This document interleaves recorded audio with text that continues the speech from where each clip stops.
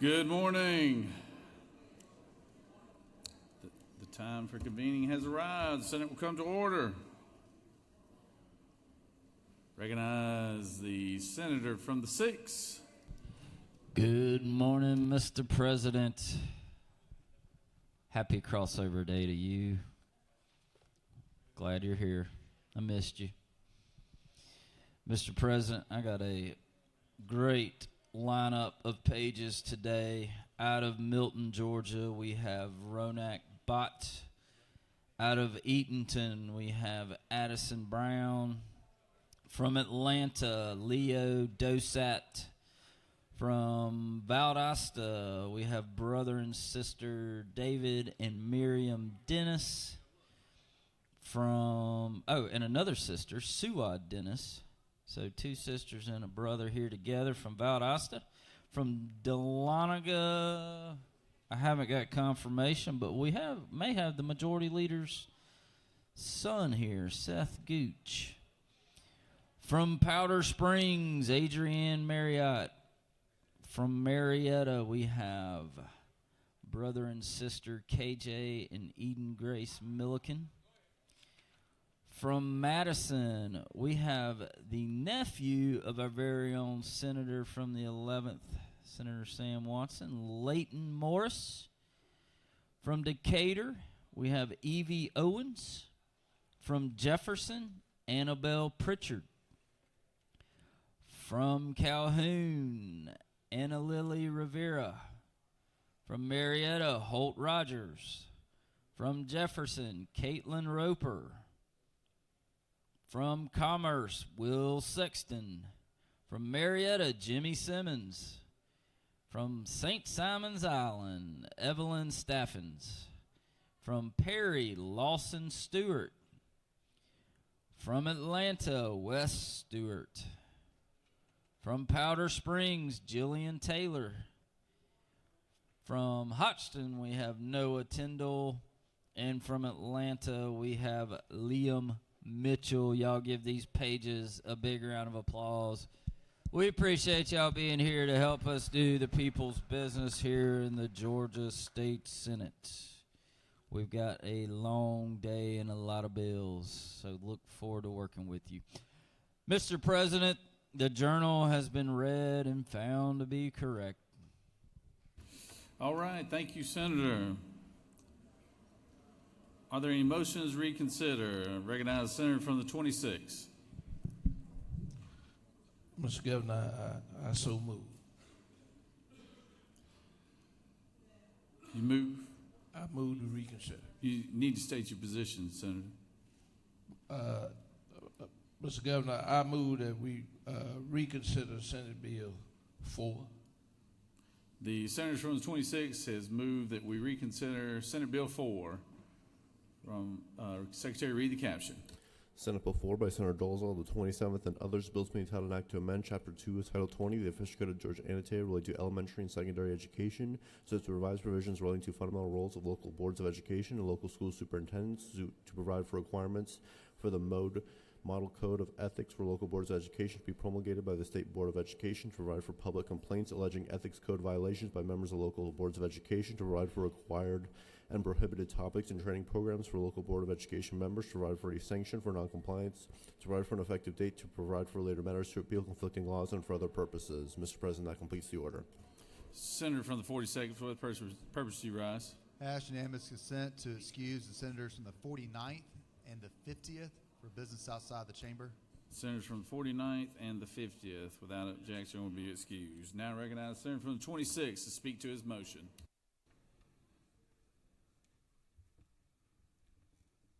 Thank you, Governor. Ladies and gentlemen, I hate to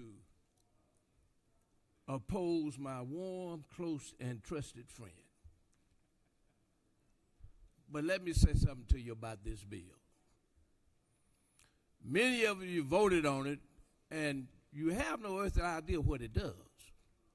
By law, every superintendent and board members have to get training.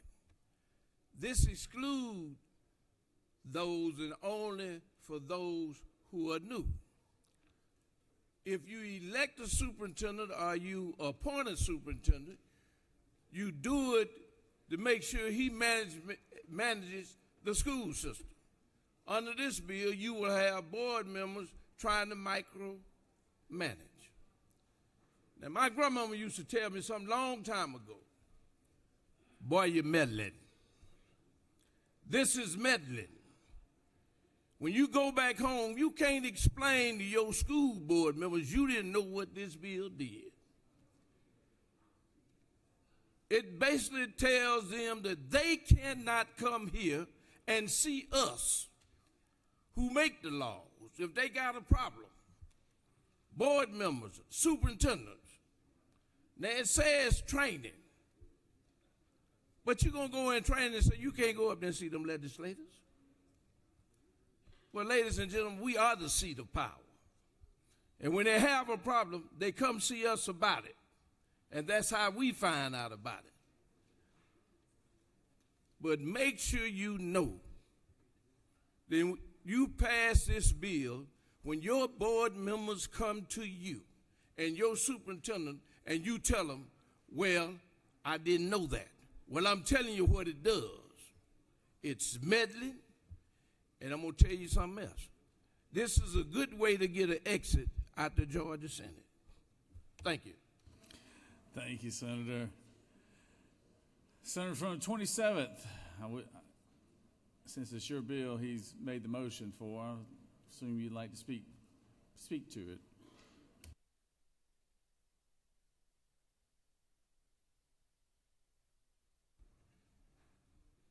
Thank you, Mr. President, colleagues. The words on the page matter. Not the words that are spoken in a well, but the words on a page. And the words that are on the page of the bill that we voted to pass is, quote, that it shall be the duty of the local board to hold the school superintendent accountable in the performance of his or her duties. That's what the bill says. The bill doesn't say that the school board needs to meddle. That's one piece of the bill. So that's just, I think, an honest misunderstanding by the senator for what the bill does.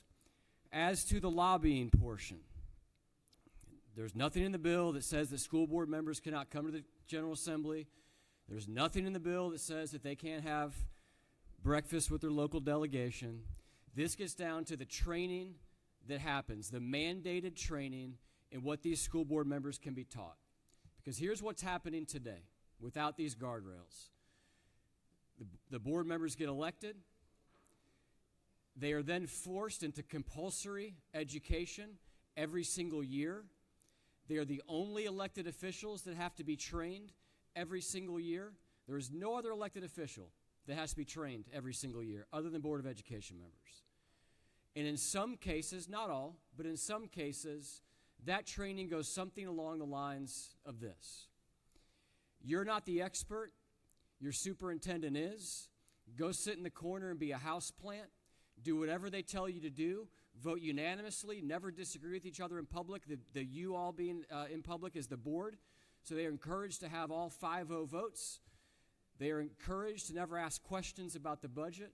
And all that this bill does is says that they cannot be trained to go sit in a corner and be a houseplant. That they can also not be instructed that a key component of their job is to lobby the General Assembly, and this is the key word here, and it was a recommendation from the Senator from the 38th that we changed in the bill, on specific matters. They can be told that part of being a good Board of Education member is to communicate with the General Assembly. Part of being a good Board of Education member is to go meet with your local delegation. So I respect my friend. I think he has a little misunderstanding or significant misunderstanding about what this bill does. I'm happy to answer any questions offline because I'm out of time. Thank you, Mr. President. I yield the will. Senator's yielded. So the question now is on the motion to reconsider, put forth by the senator from the 26th, and it's on Senate Bill 4. That's the bill that we took up Tuesday. All right. So the motion for reconsideration, all those in favor of the motion for reconsideration will vote yea. All those opposed will vote nay. Secretary, unlock the machine.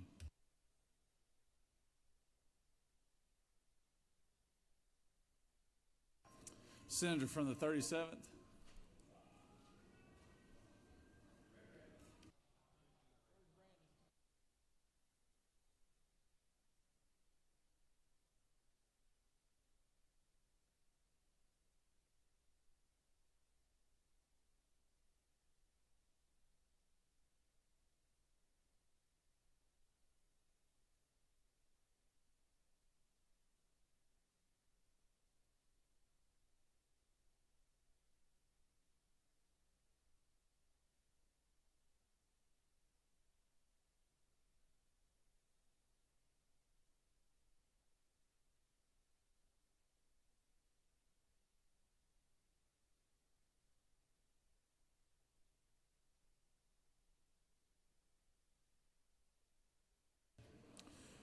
On the motion, the yeas are 20 and the nays are 32, and the motion has failed.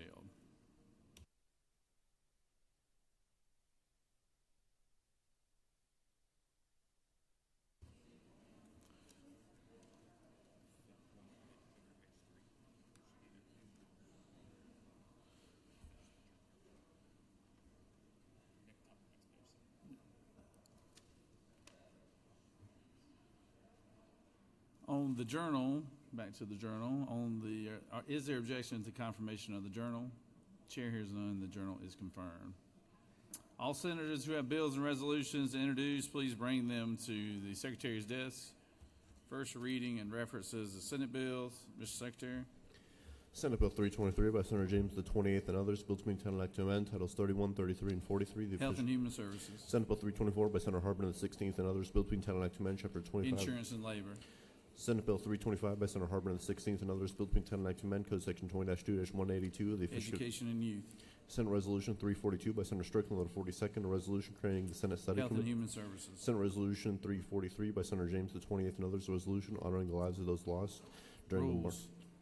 Senate Resolution 344 by Senator Orrick of the 36th and others, a Health resolution. and Human Services. Senate Resolution 347 by Senator James of the 28th and Health and others. Human Services. Senate Resolution 348 by Senator Moore of the 53rd. Transportation. Senate Resolution 349 by Senator Moore of the 53rd. Transportation. Mr. President, that completes the order. First reading references of House bills. House Bill 30 by Representative Honer of the 3rd. A bill. State and local government. House Bill 37 by Representative Leverett of the 123rd. Education and Youth. House Bill 77 by Representative Franklin of the 160th and others, bill to maintain and act to Public amend. Safety. House Bill 79 by Representative Newton of the 172nd and others. Finance. House Bill 123 by Representative Wickford. Judiciary. House Bill 129 by Representative Cannon, the 172nd and others, bill to maintain and act to amend Code Section. Finance. House Bill 144 by Representative Newton of the 127th and others, bill to maintain. Finance. House Bill 154 by Representative Richardson of the 125th and others. Health Bill and Human Services. House Bill 175 by Representative Jones of the 25th and others, bill to maintain and act to amend. Children and Family. House Bill 179 by Representative Smith at 18th and others, bill to maintain and act to amend Article 2, Chapter 6, Title 5, the official code of Georgia annotated related to appellate. Judiciary. House Bill 180 by Representative Smith at 18th and others, bill to maintain and act. Judiciary. House Bill 197 by Representative Hawkins of the 27th and others, bill to maintain and act to amend. Insurance and Labor. House Bill 200 by Representative Bazemore of the 69th and others, bill to maintain and act to amend Chapter 2. Title. Education and Youth. House Bill 219 by Representative Stevens of the 164th and others. Regulated Industries. House Bill 225 by Representative Washburn of the 144th and others, bill to maintain and act to amend Article 2, Chapter. Public Safety. House Bill 235 by Representative Townsend of the 179th and others. Education and Youth. House Bill 238 by Representative Lumsden of the 12th and others, bill to maintain and act Public to amend. Safety. House Bill 244 by Representative Cannon of the 172nd and others, bill to lead title and act to amend Code Section. State and Local Government General. House Bill 268 by Representative Persinger of the 119th and others. Judiciary. House Bill 297 by Representative Anderson of the 10th and others, bill to maintain and act to amend Code Section 40-1. Finance. House Bill 304 by Representative Yurta of the 152nd and others. Judiciary. House Bill 309 by Representative Clifton of the 131st and others, bill to maintain and act to amend Chapter 8 of Title 30. State and Local Government General. House Bill 314 by Representative LaHood of the 175th and others, bill to maintain and act to amend Chapter 5. Regulated Industries. House Bill 322 by Representative Hawkins of the 27th and others, bill to maintain and act to Higher amend. Education. House Bill 325 by Representative Martinez of the 111th and others, bill to Judiciary. House Bill 339 by Representative Leverett of the 123rd and others, bill to maintain and act to amend Article 3 of Chapter 1 of Title 40, the Fish Code. Transportation. House Bill 340 by Representative Hilton of the 48th and others, bill to maintain and act to amend Chapter 2 of Title 20. Children and Family. House Bill 348 by Representative Williamson of the 112th and others, bill to maintain and act to amend Chapters 14. Insurance and Labor. House Bill 369 by Representative Sharper, the 177th, and others, bill to be entitled an act to amend Part Public 1. Safety. House Bill 406 by Representative Leverett of the 123rd, a bill to be entitled an act to amend Chapter 12. Judiciary. House Bill 426 by Representative New of the 40th, and others, bill to be entitled an act to amend. Ethics. House Bill 432 by Representative Kelly of the 16th, and others, bill to be entitled an act to amend Code Section. Natural Resources. House Bill 443 by Representative Pritchett of the 166th, and others, a bill to be entitled an act to amend Code Section. Natural Resources. House Bill 449 by Representative Rhodes of the 124th, and others, bill to be entitled an act to amend. Regulated Industries. House Bill 455 by Representative Powell of the 33rd, and others, bill to be entitled an act to amend. Economic Development. House Bill 436 by Representative Blackman on the 146th, and others, bill to be entitled an act to amend Part 1 of Article 2, Chapter 5, Title 48 of the Official Code of Georgia Annotated. Finance. House Bill 465 by Representative Gilliard of the 162nd, and others, bill to be entitled an act to amend. Public Safety. House Bill 516 by Representative New of the 40th, and others, bill to be entitled an act to amend Code State Section. and Local Government. General. House Bill 534 by Representative Jackson of the 68th, and others, bill to be State entitled and an act. Local Government. House Bill 536 by Representative State and Jackson. Local Government. House Bill 539 by Representative Reeves of State the and Local Government. House Bill 540 by Representative Reeves of State the and Local Government. House Bill 551 by Representative Ridley of the 6th, and others. Transportation. House Bill 563 by Representative Bennett of the 94th, and others. Public Safety. House Bill 569 by Representative Howard of the 71st, and others, bill to be entitled an act. Insurance and Labor. House Bill 572 by Representative Persinger of the State 119th. and Local Government. House Bill 575 by Representative McCollum of the 30th. Transportation. House Bill 584 by Representative Petrie of the 166th, and Health others. and Human Services. House Bill 594 by Representative Green of the 154th. Bill State to, and Local Government. House Bill 595 by Representative Green. State and Local House Bill Government. 596 by Representative Cannon. State and Local Government. House Bill 603 by State Representative. and Local Government. House Bill 608 by Representative Reese of the 140th, and others, bill to be State entitled. and Local Government. House Bill 619 by State Representative. and Local Government. House Bill 622 by Representative State and Court. Local Government. House Bill 625 by Representative Silcox of the State and Local Government. House Bill 640 by Representative Martin in the 49th, and State others. and Local Government. House Bill 648 by Representative State and Local Schofield. Government. House Bill 651 by Representative Powell. Public of the 33rd. Safety. Mr. President, that completes the order. Secretary read reports of standing committee. Mr. President, Senate Committee on Education and Youth has had under consideration the following legislation and has instructed me to report the same back to the Senate with the following recommendation. House Bill 81 do pass. Respectfully submitted, Senator Hickman of the 4th District Chairman. That completes the order, Mr. President.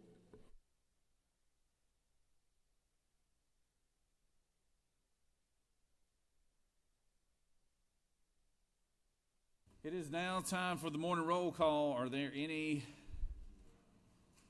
motions to excuse? Recognize the senator from the 42nd.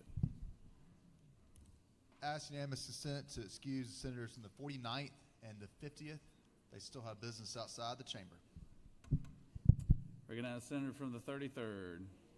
Without objection, senators from the 49th and 50th are excused. Thank you, Recognize the Mr. senator from the President, 33rd. and good morning.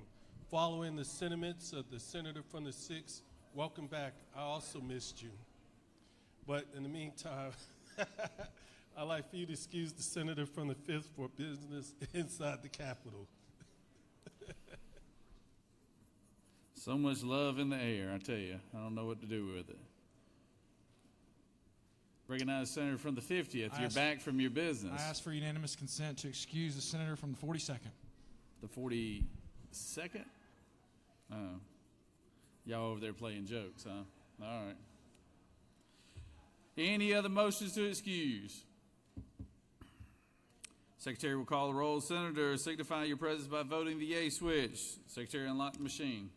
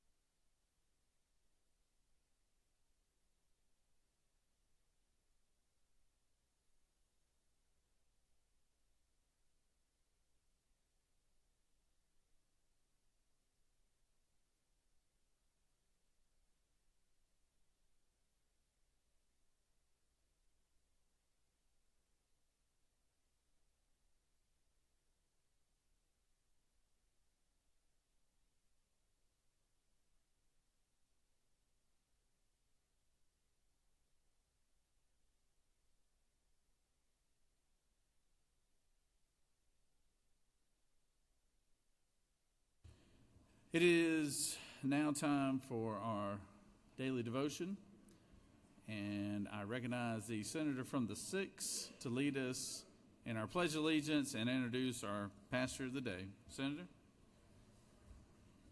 Thank you, Mr. President. Y'all please join me in the pledge. I pledge allegiance to the flag of the United States of America and to the republic for which it stands, one nation, under God, indivisible, with liberty and justice for all.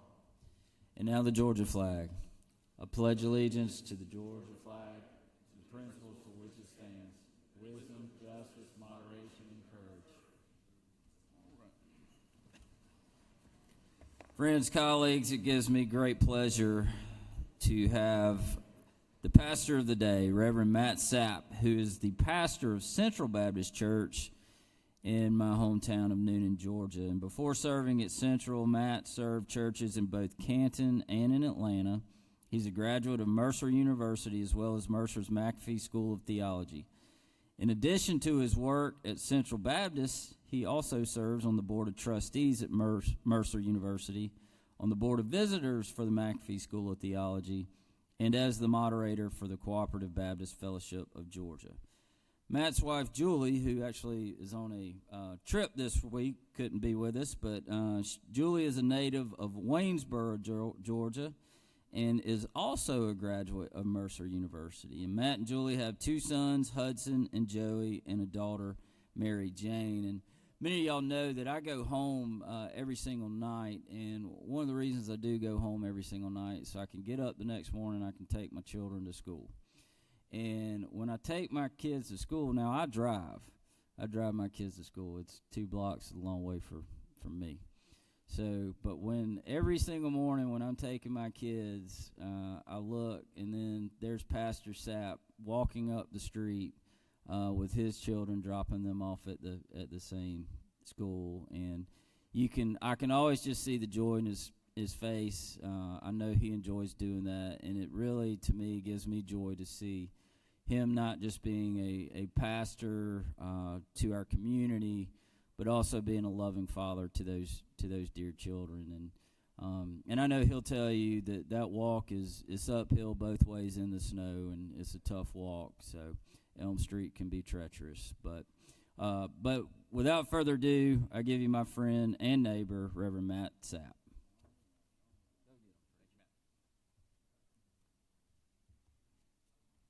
Mr. President, thank you. Senator Brass, thank you for that introduction, for the invitation to be here today. Matt and I do live in the same neighborhood. Our kids do go to the same school. Most mornings we do pass each other on those mean streets of Elm Street in Noonan, Georgia, as you described them, to and from dropping our children off at elementary school. Representative Lynn Smith, by the way, also lives in our neighborhood. I have the privilege of being her pastor, so the Sapp family is well represented here at the state legislature. And we love being from Noonan. We like to think that we're from, Matt, you'll agree with this, I think, the greatest town in the greatest state in the greatest country in the history of the world. And down in Noonan, we work pretty hard to keep it that way. Senator Brass and his family are committed members at a church just down the street from ours, but I always like to tell Matt there's always room for him and his family at Central Baptist Church too. So, for those of you who follow the Christian calendar, yesterday was Ash Wednesday. That makes today the 2nd day of Lent. For the next 46 days, just over 6 weeks, which is more than 10% of the year, by the way, those of us in Christian traditions that observe Lent will use this season of the year to prepare for Easter through an intentional focus on things like prayer and fasting. When you hear someone say they're giving up Instagram for Lent, for example, that's a kind of fasting. And for those of us who observe Lent, we will spend 12% of our lives this way, 46 days, year after year. That's 40 days of Lenten fasting, 6 Sunday feast days scattered in between. We always feast on Sundays. But 12% of our lives, and eventually, if you're old enough and faithful enough, 20 Lents go by. I think this is about the 20th Lent I've observed in my adult life. And you're left to wonder, giving 12% of your life over to this kind of observance, if you're really making any spiritual progress at all, or if you're just living the same year over and over again each Lent. As the weather starts to warm up, we'll start to get into the heart of blue crab season down along the Golden Isle, St. Simons, Jekyll, Cumberland Island. My wife's actually on her way down to that part of our state right now. Maybe we've got a senator in the room who represents that area of our state. I grew up in Virginia around the Chesapeake Bay. Blue crabs were the source of crab cakes all summer long in Richmond, Virginia, where I grew up, and soft-shell crab was a delicacy. Blue crabs can molt as many as 20 times during their lives, shedding their hardened outer shell to make room for a new, more fitting shell to take its place as the crabs grow. And as they get larger, shedding their shells, getting rid of that accumulated outer layer, can be a painful process for crabs. It is for sure a vulnerable process, but they cannot grow without it. Lent each year for us is kind of like that. It's like shedding our hardened outer layer to make room for us to grow. Imagine how uncomfortable it must be to be stuck inside a shell that's grown too small, and how stunting it can be to your growth. Most of us don't have to imagine. Year after year, season after season, Lent after Lent, we refuse to shed the shells we've outgrown, because it can be a painful process. It is hard to shed and leave behind the thoughts, the beliefs, the attitudes, the behaviors, even the relationships that we've outgrown. And it for sure can leave us feeling vulnerable, but we cannot grow without it. For a blue crab, the process of shedding that outer layer to make room for new growth begins with a hairline crack along the length of its back. For those of us who observe Lent, that process began yesterday with ashes placed in the shape of a cross on our foreheads as we begin to shed the things that have grown too small for us. The crab, by the way, never gives the old shell a second thought. It just sheds what it has outgrown and moves on. In that way, the crabs maybe are more evolved than we are. But just like the blue crab, our growth is an iterative process. We have to be willing to shed our shells over and over again. That's why Christians observe Lent every year, 12% of our lives. Somewhere along the way, we got the idea that we could demonstrate our strength by all the things we carry. On the day after Ash Wednesday, we remember with the blue crab that we grow by what we leave behind. Let's say a prayer together.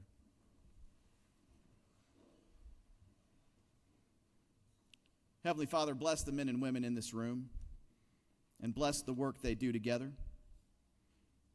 Give them the wisdom to carry out their work in a way that best serves the people of our state and in a way that best honors you. We offer our prayer in Jesus' name. Amen.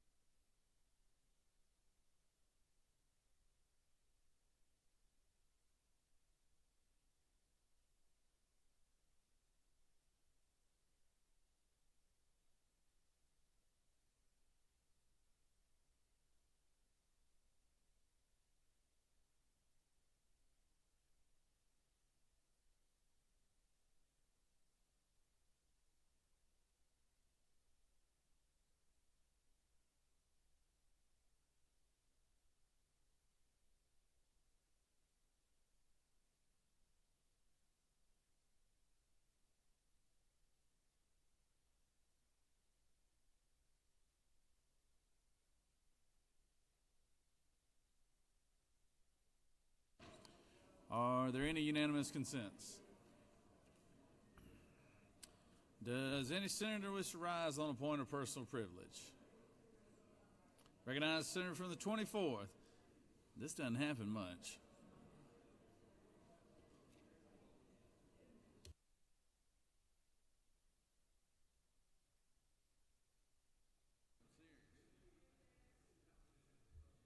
Thank you, Mr. President. On your desk, you have a letter about the trout fishing from the Sportsman Caucus.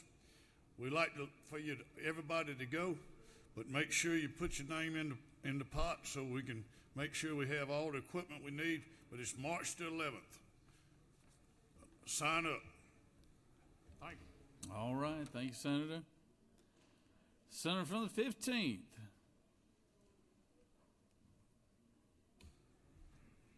Thank you, Mr. President. I rise this morning to recognize a special group of friends to me. On Saturday, we will commemorate the 60th anniversary of the 9th Marine Expeditionary Brigade's landing at Da Nang, Vietnam on March 8, 1965.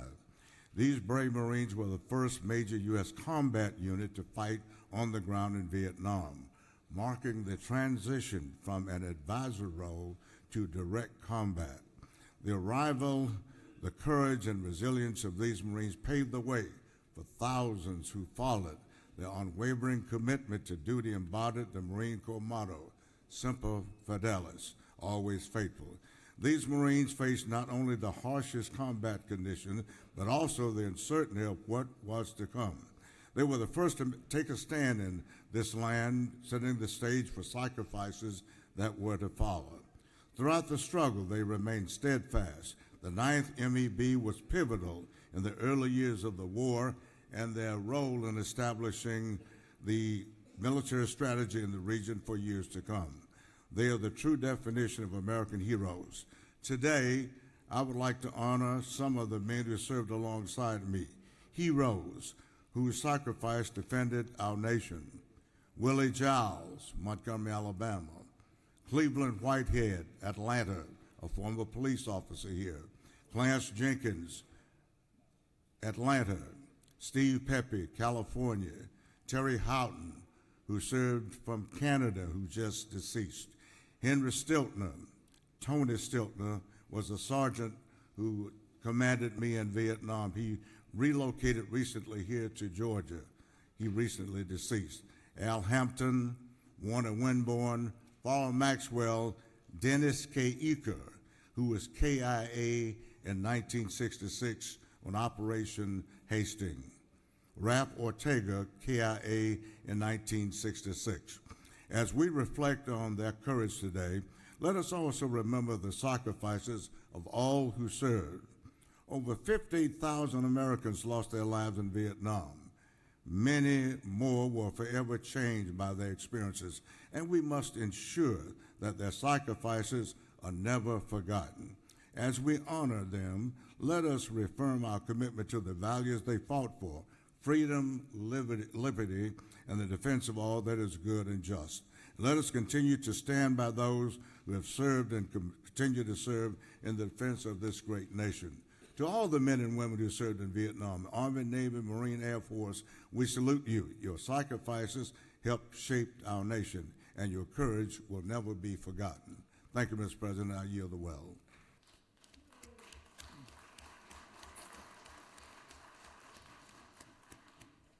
Thank you, Senator, and thank you for bringing that to us today, and thank you for your service too to our military. Recognize Senator from the 56.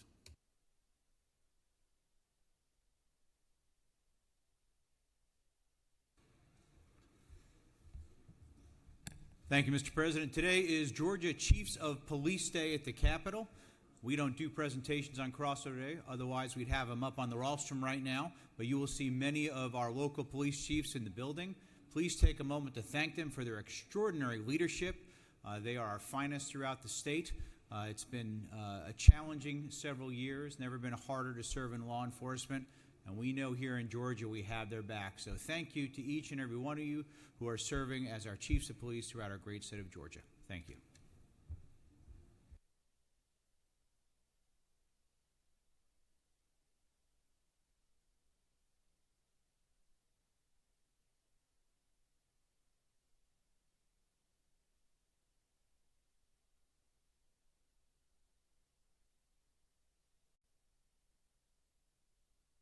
Recognize Senator from the 50th.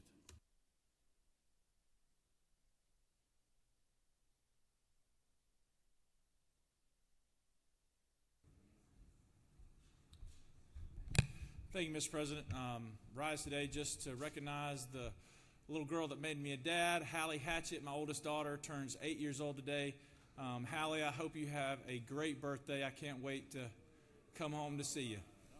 Thank you, Mr. President. I yield the well.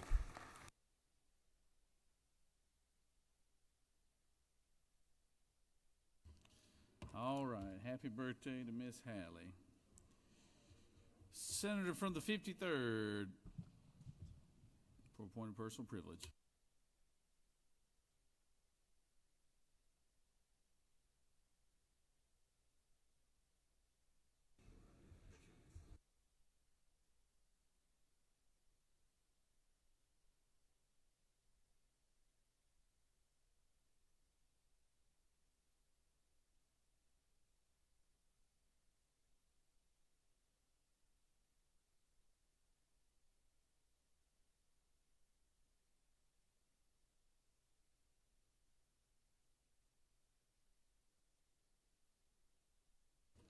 Recognize the senator from the 42nd for a point of personal privilege.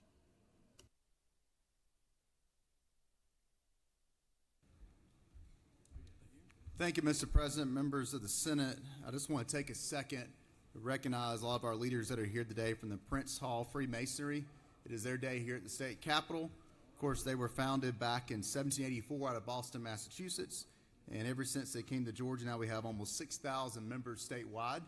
We appreciate the work you do in our community, especially what you do for young people through the scholarships that you offer. If you all please help us welcome them to the State Senate today. Thank you.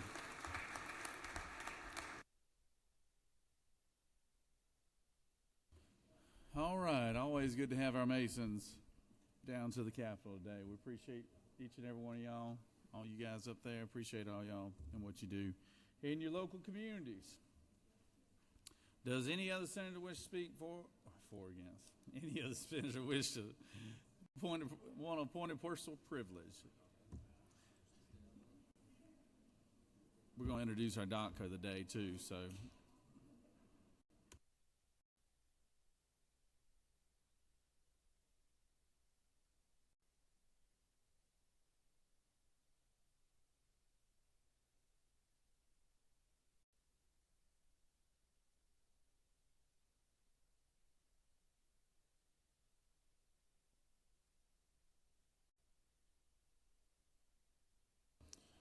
Our doctors have actually been busy today. We've unfortunately had a couple of instances where duty has called. So, but we're glad to have our doc of the day in the chamber, and I recognize the senator from the 52nd to introduce our doctor of the day.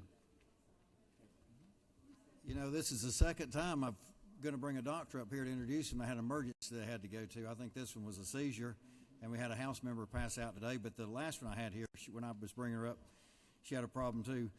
Dr. Jason Harrison here is a neurosurgeon. I work with him in the operating room. All my neurosurgeons are really politically active for some reason. I can tell you more than a couple of times I've gone in there and he said, "Oh, good, it's you today, Chuck. We've got lots of politics to talk about today."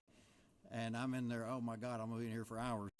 But he loves school. I know that. He claims he hates school, but I added it up. I think it's 17 years he spent after high school, 2 years as an x-ray tech, 4 years of college, 5 years working on and this was the University of South Alabama in Mobile, 5 years working on a PhD in DNA repair, and then medical school, and then 7 years of residency and fellowship to become a neurosurgeon. He did that at the University at Virginia Commonwealth in Richmond, is where he did his neurological surgery work. And I'll have to tell you, I've been there and watched him navigate the intricacies of the human brain and the spine. And most of the time, I even keep the patient asleep and still for him.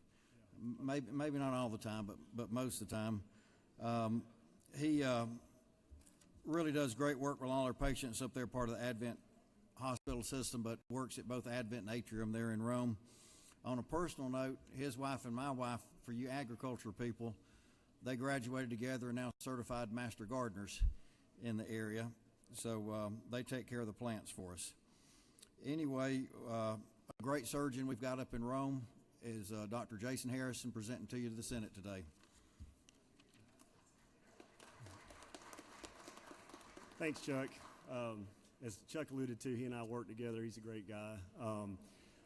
It's an honor to be invited to our state's capital to be your doctor of the day. And as Chuck alluded to, I specialize in spine and brain.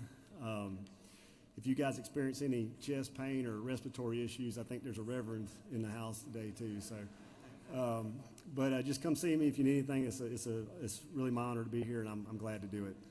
All right.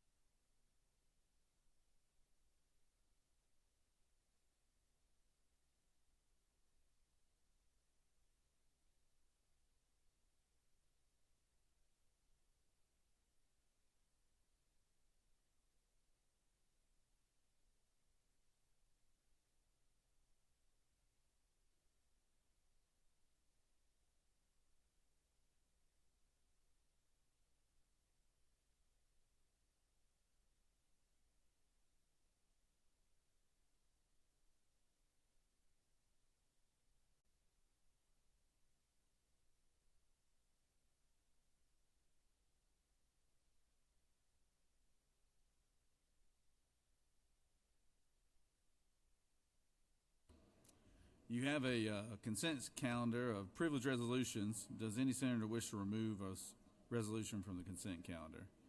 Is there objection to the adoption of the resolution on the consent calendar? Chair hears none, and resolution on the consent calendar is adopted.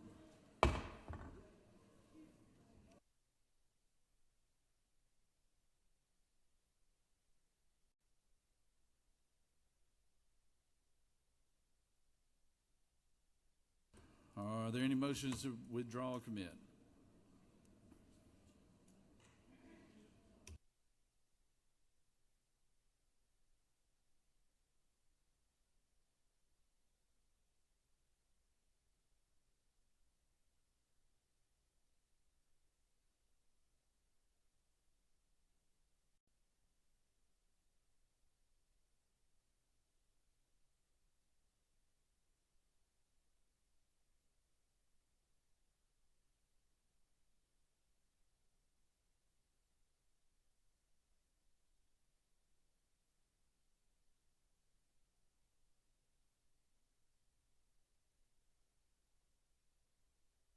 Recognize the majority leader for a motion. Mr. President, I move that the Senate engross the following resolutions at this time and bills, SB 129 and SB 212. Secretary, read the caption. Senate Bill 129 by Senator Albers with 56 and others. Bill to be entitled an act to amend Part 1 of Article 2 of Chapter 5 of Title 48 of the Official Code of Georgia annotated related to property tax exemption so as to increase the amount of a statewide homestead exemption for certain totally disabled veterans, to create new statewide homestead exemptions for certain partially disabled veterans and partially or totally disabled first responders, provide for definitions, provide for related matters, provide for compliance with constitutional requirements, provide for a short title, to provide for a referendum, effective dates, and automatic repeal, to repeal conflicting laws, and for other purposes. Senate Bill 212 by Senator Still, the 48th, and others. A bill to be entitled an act to amend Part 14, Article 6, Chapter 2, Title 20 of the OCGA, related to other educational programs under the Quality Basic Education Act, as to prohibit the disclosure of public student directory information to political candidates, campaign committees, political action committees, political organizations, or persons or groups acting on their behalf. To amend Article 15 of Chapter 2 of Title 1 of the OCGA related to miscellaneous offenses relative to election of primaries. To amend Article 1 of Chapter 5 of Title 21 of the OCGA related to general provisions for government transparency and campaign finance, derived for related matters, provide for an effective date, to repeal conflicting laws, and for other purposes. That completes the order, Mr. President.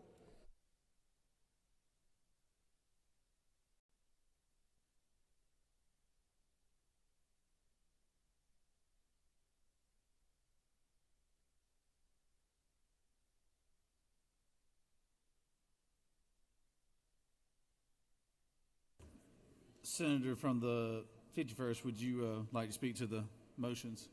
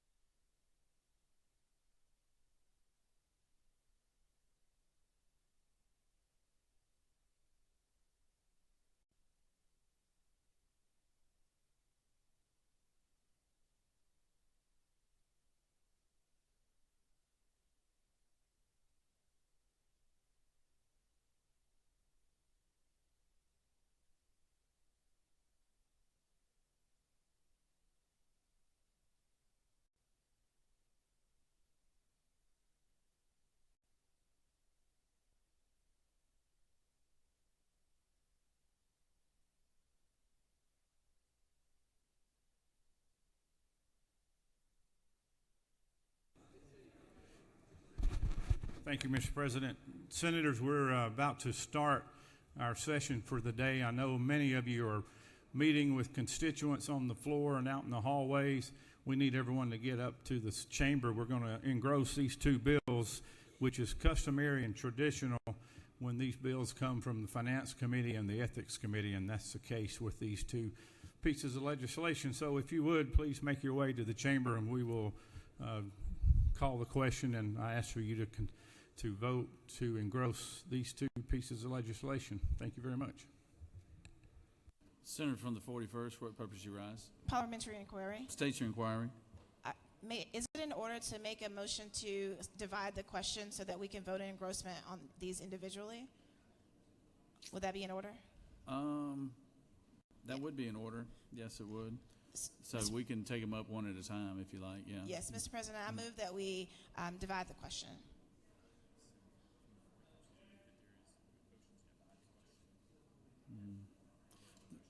The senator from the 41st has made a motion that we divide the two issues, SB 129 and SB 212. Is there objection? Without objection, motion granted. All right, so now we'll take up SB 129. And is there objection to engrossing? Is there objection to engrossing 129? Object. All right, 14. Senator from the 14th objects to that motion.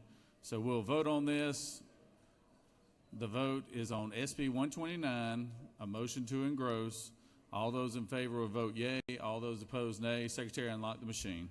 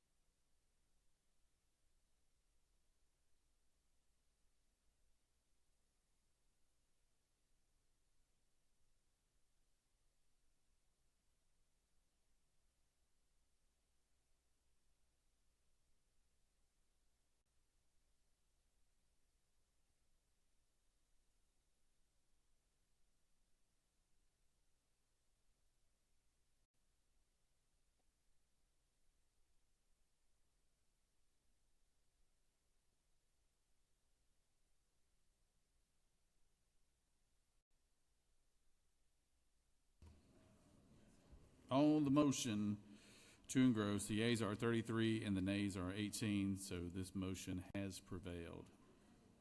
So now we will take up the motion to engross SB 212. Is there objection to engross? No? There is objection. I can't hear you back there, sir. Your voice is gone. All right, there's objection from the senator from the 41st. All those in favor of the motion to engross SB 212 will vote yea. All opposed, nay. Secretary, unlock the machine.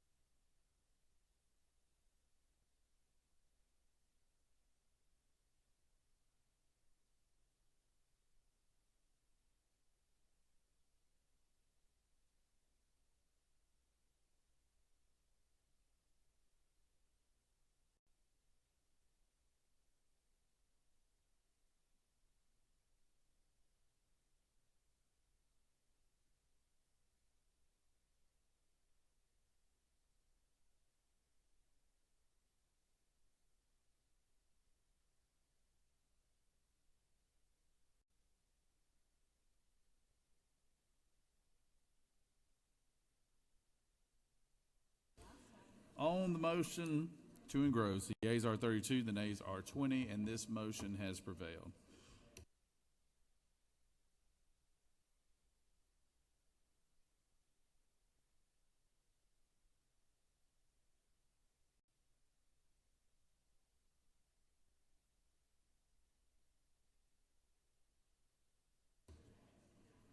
Moving on to the rules calendar.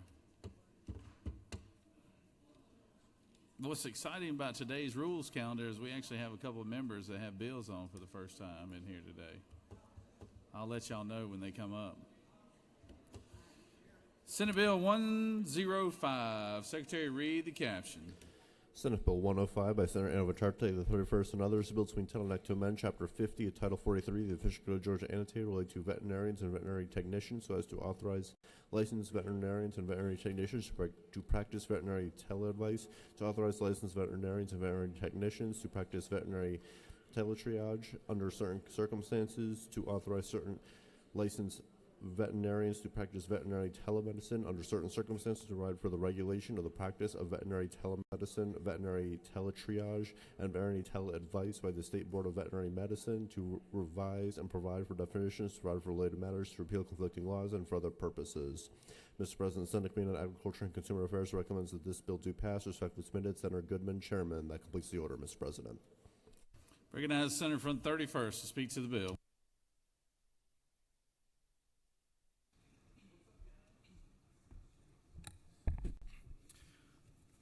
Thank you, Mr. President. Good morning, friends.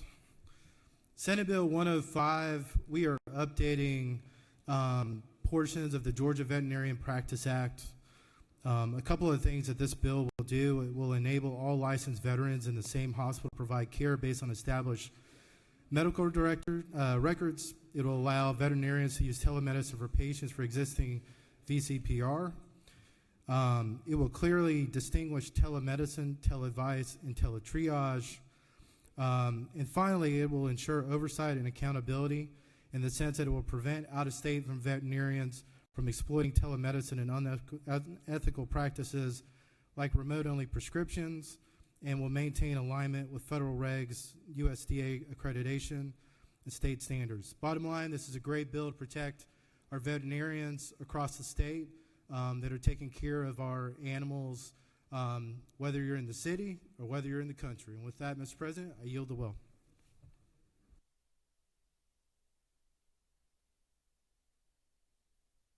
Does any other senator wish to speak for or against the measure? Chair hears none. Is there objection to the previous question being ordered? Chair hears none. The previous question is ordered. Is there objection to agreeing to the report of the committee which is favorable to the passage of the bill? Chair hears none. The report of the committee is agreed to. Is there objection to the main question being ordered? Chair hears none. The main question is ordered. Questions on the passage of the bill. All those in favor of the bill will vote yea. All opposed, nay. Secretary, unlock the machine.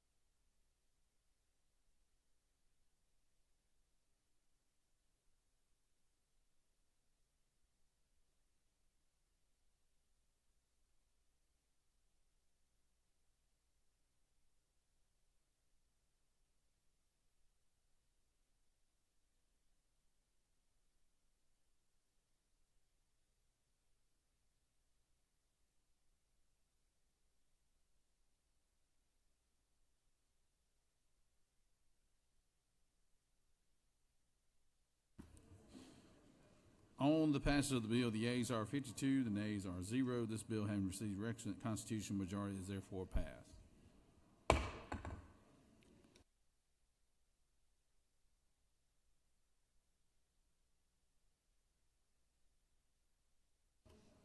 Secretary read Senate Bill 17.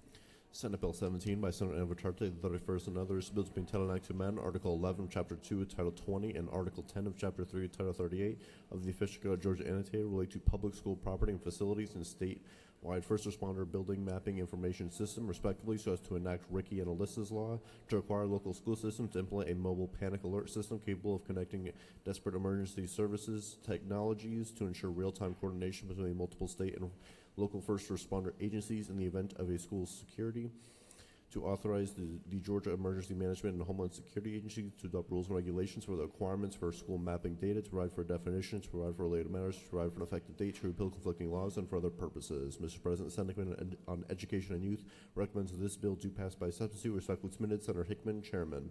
Mr. President, the Senate Committee on Education and Youth offers the following substitutes to Senate Bill 17, a bill being titled Act to amend Article 11, Chapter 2 of Title 20, and Article 10 of Chapter 3 of Title 38 of the Official Code of Georgia Annotated related to public school property and facilities and statewide first responder building mapping information system, respectively, so as to enact Ricky and Alyssa's law and for other purposes. Mr. President, that completes the order. Recognize the senator from 31st. Speak to the bill.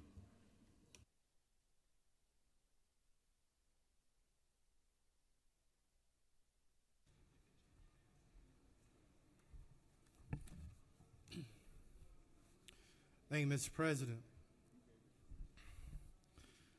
On the morning of September 4th, lives were changed forever at Appalachia High School in Barrow County, Georgia.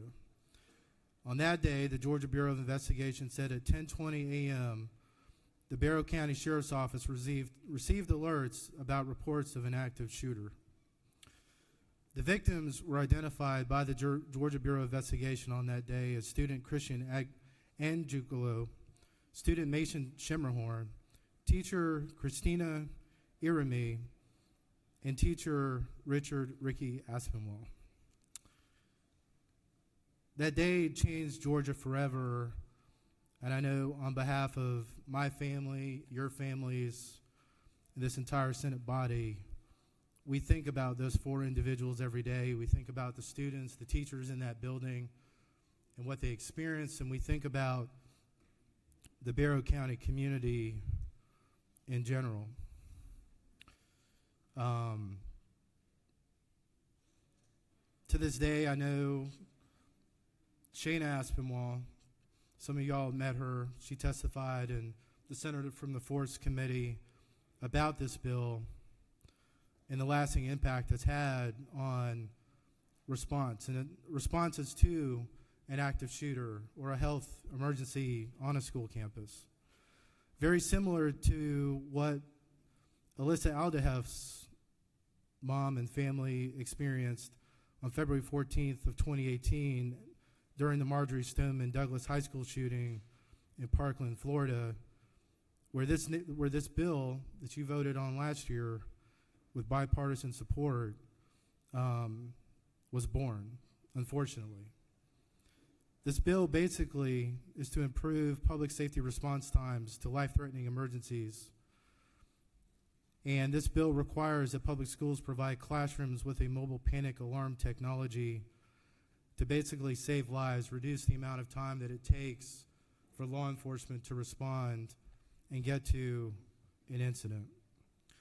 The other part of this bill is a school mapping piece, and very simply, all it does is require that every school property in the state be mapped. So that data is provided when an incident happens in real time.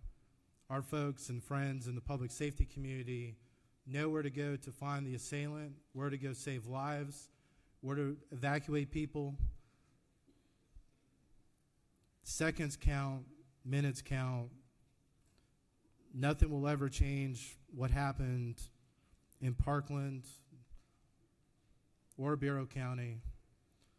But I think we all agree we can make our systems better, our schools better, and make sure that our schools are as safe as they humanly possibly can be.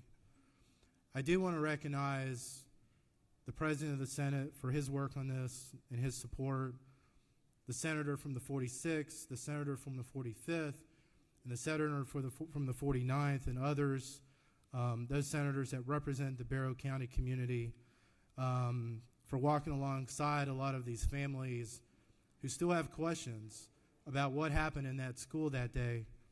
And I do want to thank the Georgia Emergency Management Agency, their entire team, Chris Stallings, who has moved on to other things now, the Barrow County Sheriff's Office, Governor Kemp, and many others who showed up that day and that night after an event that changed our entire world.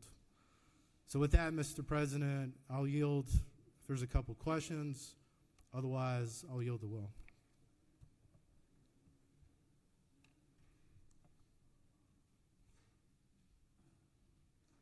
You have no questions, Senator. Thank you, Mr. President. I ask for a green vote. Does any other senator wish to speak for or against the measure? Chair hears none. Is there objection to the previous question being ordered? Chair hears none. The previous question is ordered. Question is on the adoption of the committee substitute. Is there objection to the adoption of the committee substitute? Hearing none, the committee substitute is adopted. Is there objection to agreeing to the report of the committee which is favorable to the passage of the bill? Chair hears none. The report of the committee is agreed to. Is there objection to the main question being ordered? Chair hears none. The main question is ordered. The question is on the passage of the bill. All those in favor will vote yea. All opposed, nay. Secretary, unlock the machine.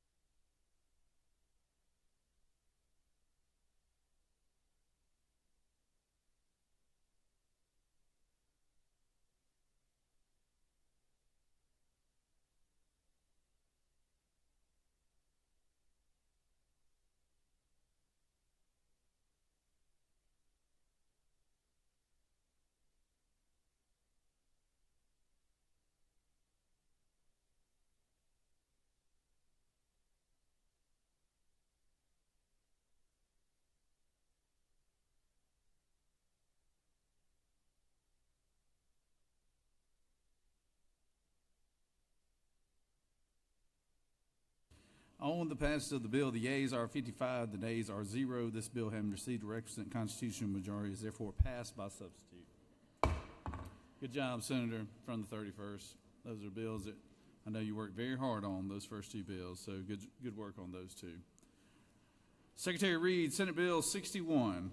Senate Bill 61 by Senator Dolezal, the 27th, and others, bill to be entitled an act to amend Article 6 or Chapter 11 of Title 15 of the OCGA relating to delinquency so as to provide for additional offenses over which superior courts are authorized to exercise exclusive original jurisdiction for the trials of children 13 to 17 years of age, to include the offenses of certain terroristic threats or acts involving public and private schools, an attempt or criminal conspiracy to commit certain offenses, to provide for which such cases shall be subject to the Class A Designated Felony Act provisions of Code Section 15-11-602 upon transfer to a juvenile court, to amend Chapter 2 of Title 20 of the OCGA relating to elementary and secondary education, to repeal conflicting laws, and for other purposes. Mr. President, the Senate Committee on Judiciary recommends that this bill to be passed by substitute. Respectfully submitted, Senator Strickland, Chairman. Mr. President, the Senate Committee on Judiciary offers the following substitute to Senate Bill 61, a bill to be entitled an act to amend Article 6 of Chapter 11 of Title 15 of the Official Code of Georgia annotated related to delinquency, so as to provide for additional offenses over which superior courts are authorized to exercise exclusive original jurisdiction for the trials of children 13 to 17 years of age, to include the offenses of certain terroristic acts involving public and private schools, and for other purposes. Mr. President, Senator Dolezal, the 27th, offers the following amendment number 1. To amend the Senate Committee on Judiciary substitute to Senate Bill 61 by replacing lines 130, 183 through 195 with the following. A. On public or private school operated property, including but not limited to school buildings and school grounds, by replacing lines 190 through 192 with the following. A. Public or private school operated property, including but not limited to school buildings and school grounds, and for other purposes. Mr. President, that completes the order. Recognize the senator from the 27th. Speak to his bill and his amendment.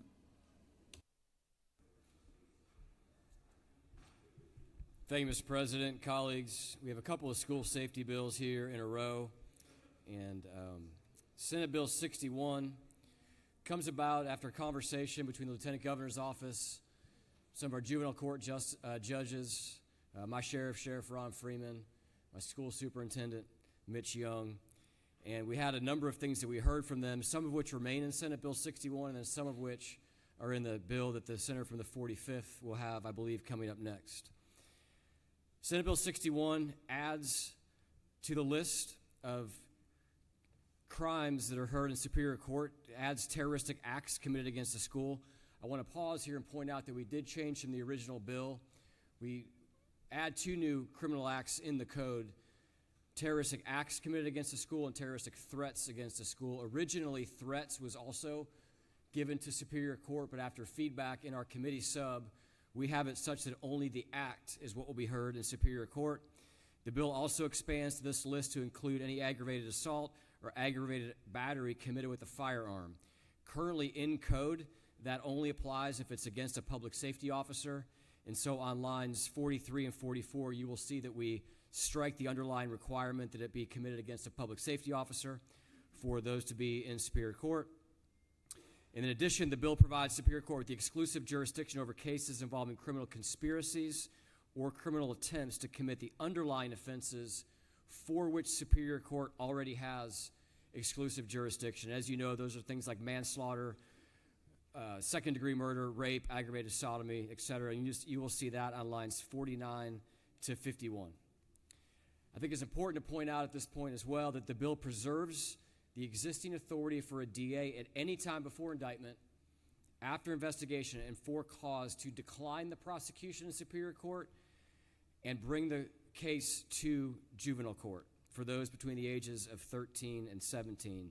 And you will see that on lines 68 through 71. Section 3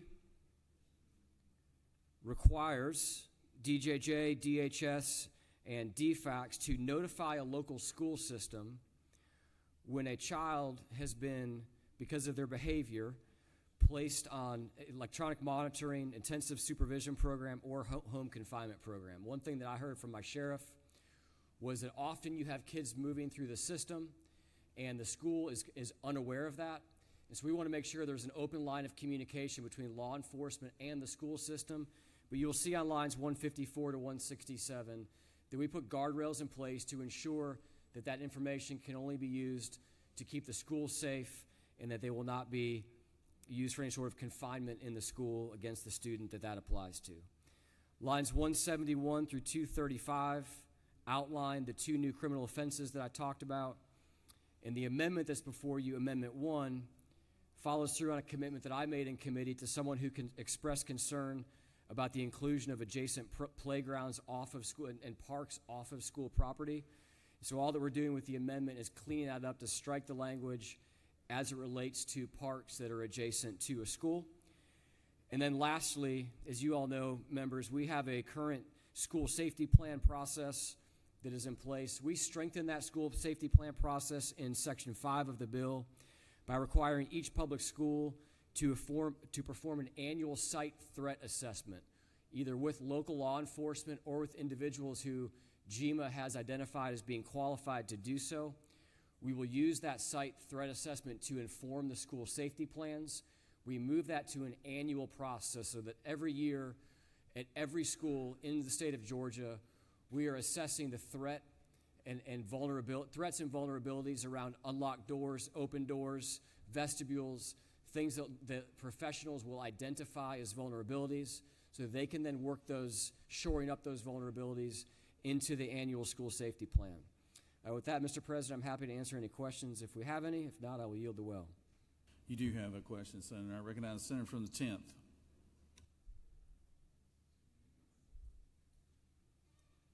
I'm looking for no. I'm sorry, Senator, you do not have any questions. Thank you, Mr. President. I yield the well. Now I recognize the Senator from the 10th.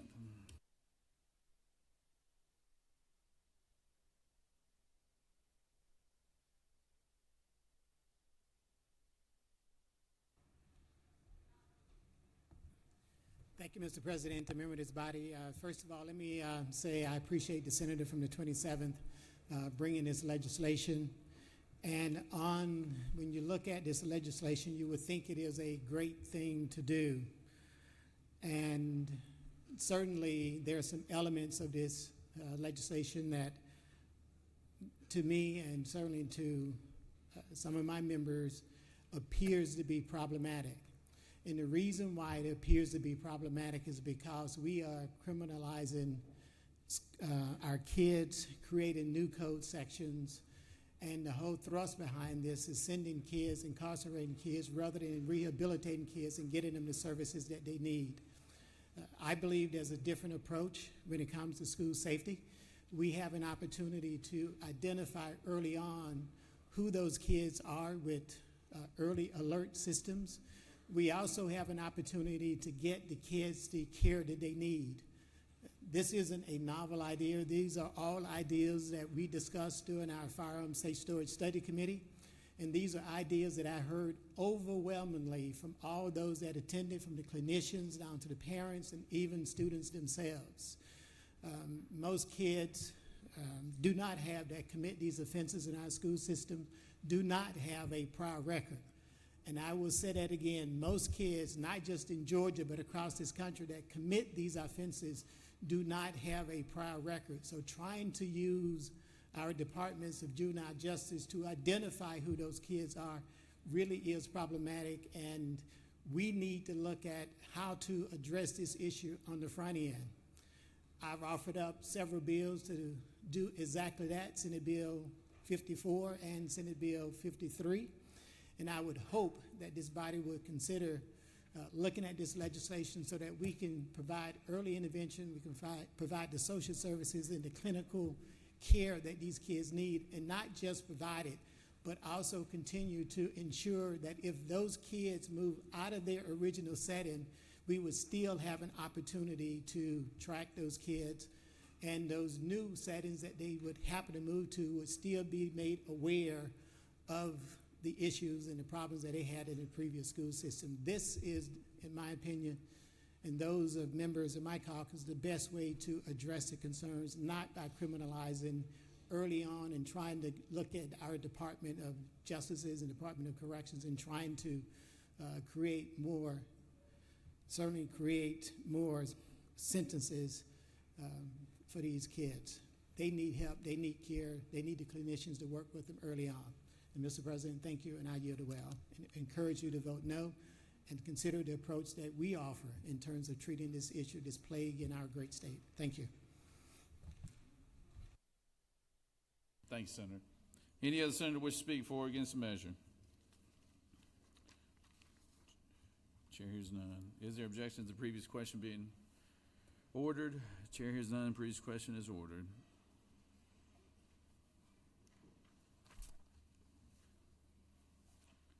Actually, we do have amendment number 1 authored by the senator from the 27th, who is the underlying author of the bill.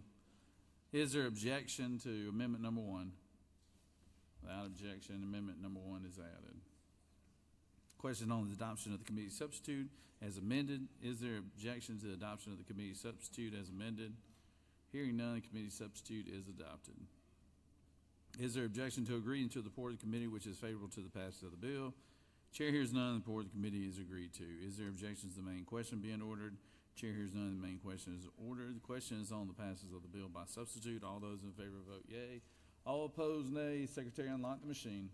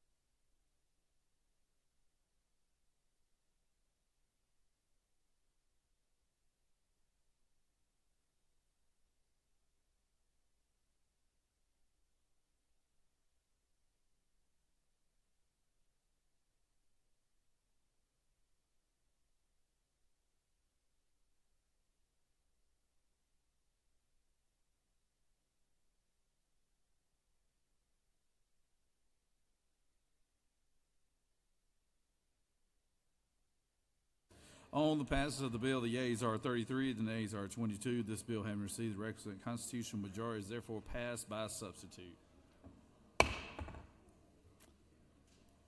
Secretary reads Senate Bill 179. Senate Bill 179 by Senator Dixon of the 45th and others, bill to be entitled Act to Amend Chapter 2 of Title 20, the official code of Georgia annotated related to elementary and secondary education, so as to require that the academic and disciplinary records of each transferring student shall be provided by each student's previous school to the receiving school within 5 days.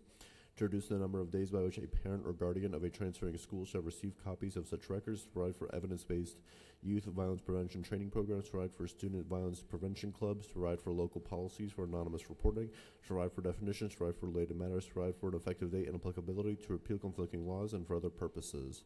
Mr. President, the Senate Committee on Judiciary recommends that this bill do pass by substitute. Respectfully submitted, Senator Strickland, Chairman.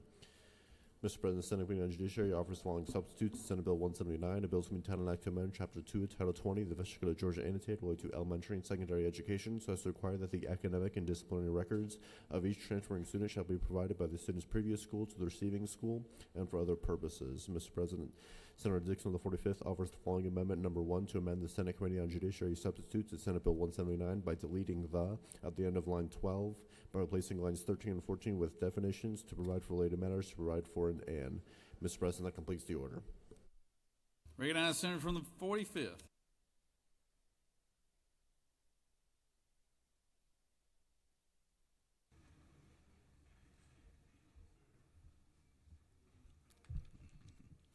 Thank you, Mr. President. Colleagues, I bring Senate Bill 179 before you today.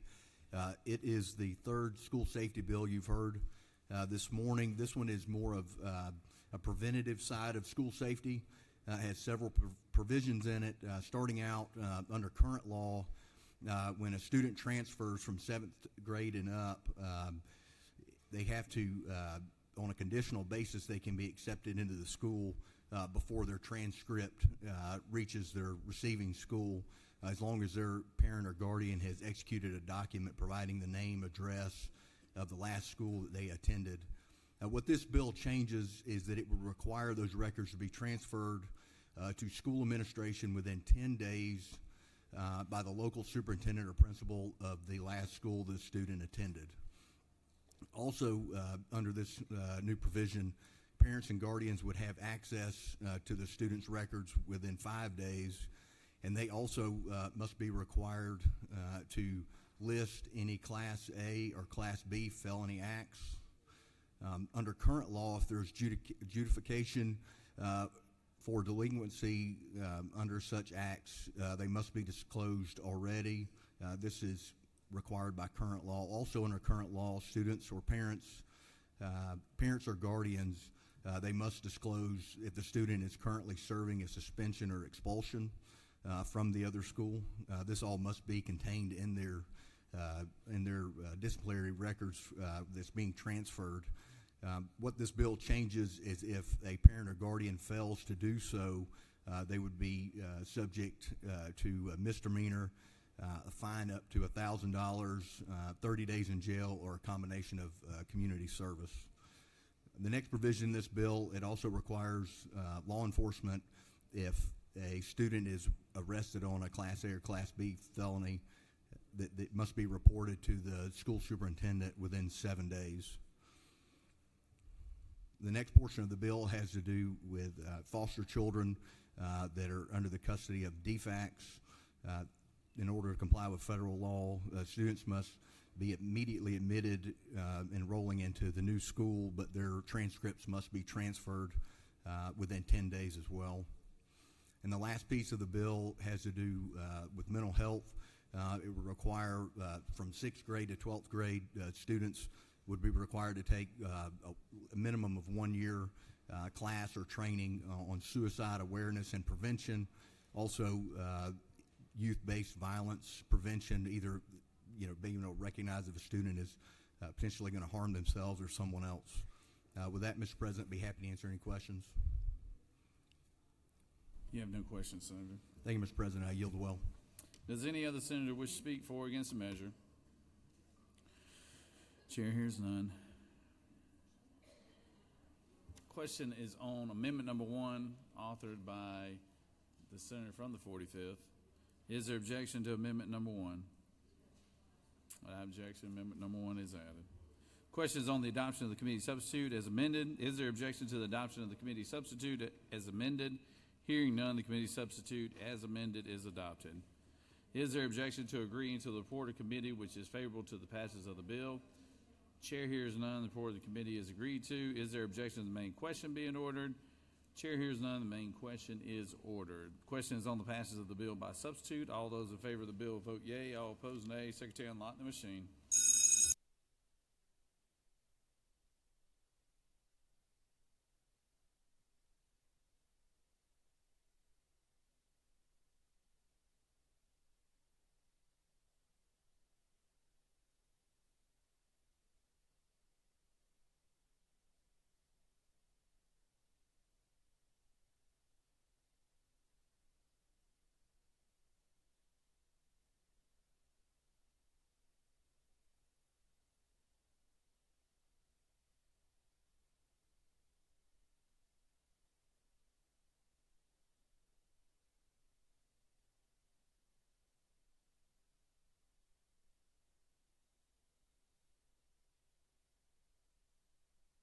Senator from the 51st, you Parliamentary inquiry. state your inquiry. Mr. President, isn't it true that the senators from the 45th, 27th, and the 31st have worked extremely hard for the last 12 months to prepare these 3 bills to protect our children in our school systems?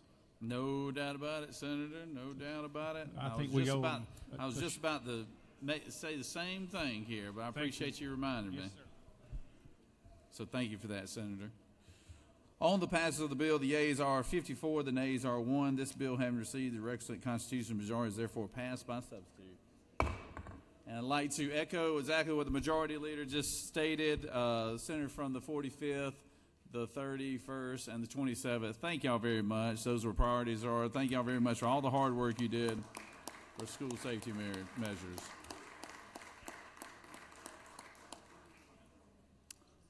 All right. We greatly appreciate that. Moving on to Senate Bill 276. Secretary, read the caption. Senate Bill 276 by Senator Eccles of the 49th and others, the bill to be intended to act to amend Code Section 49-4-148 of the Official Code of Georgia Annotated related to the recovery of medical assistance from third party liable for sickness, injury, disease, or disability, so as to revise certain provisions to comply with federal law. to bar liable third-party payers from refusing payment solely because a healthcare item or service did not receive prior authorization, to require a third-party payer to respond to an inquiry from the Department of Community Health regarding a healthcare claim within 60 days, to provide for related matters, to repeal conflicting laws, and for other purposes. Mr. President, the Senate Committee on Insurance and Labor recommends that this bill do pass. Respectfully submitted, Senator Walker, Chairman. That completes the order, Mr. President. Recognize the senator from the 49th. Senator, did I see your wife here earlier? The former senator? Well, good. And your daughter's here? Well, good. When they come back in the chamber, let us know so we can recognize them. Thank you, Mr. President. Good morning, colleagues. This morning I bring before you Senate Bill 276. This is an agency bill. It passed our chamber last year. This legislation addresses federal requirements impacting DCH and Medicaid third-party liability. It brings the state of Georgia into compliance with the U.S. Consolidated Appropriations Act of 2022. It requires states to have laws in effect that bar liable third parties from refusing payment to Medicaid for a service based solely on the fact that prior authorization was not issued. Medicaid's always been the payer of last resort and only pays for covered services if there are no other liability third-party payers. This could be a commercial insurance plan, a lawsuit settlement, or a workers' compensation settlement. This bill will ensure that those primary payment sources cannot unreasonably deny payment to Medicaid for the services for which they are responsible. That is all, Mr. President. You have one question, Senator. I recognize Senator from the 42nd. Senator Yield. Yes, Senator. Senator, I noticed on lines 18 and line 24, you struck the words health care and replaced it with health care. What is the difference between health care and health care? It should have been written together, not two separate words, Senator. Do you further yield? Yes, Senator, I do. And so whoever wrote this bill previously, or this law previously, had it misspelled? The gentleman knows what he speaks. Do you further yield? One more. One more. On line 32, there's the 60-day requirement. Someone must respond within 60 days of inquiry. If the 60th day falls on a weekend, does it go automatically to the Monday, or how does that work? Pretty sure it goes to Monday. You further yield? Yes, Senator. Are you pretty sure it goes to Monday, or does it go to Monday? It goes to Monday. It goes to Monday. All right, thank you. I yield the will. Senators yielded. Does any other senator wish to speak for or against the measure? Hearing none. Is there objection to the previous question being ordered? Chair hears none. The previous question is ordered. Is there objection to agreeing to the report of the committee which is favorable to the passage of the bill? Chair hears none. The report of the committee is agreed to. Is there objection to the main question being ordered? Chair hears none. The main question is ordered. All those in favor of the bill vote yea. Opposed, nay. Secretary, unlock the machine.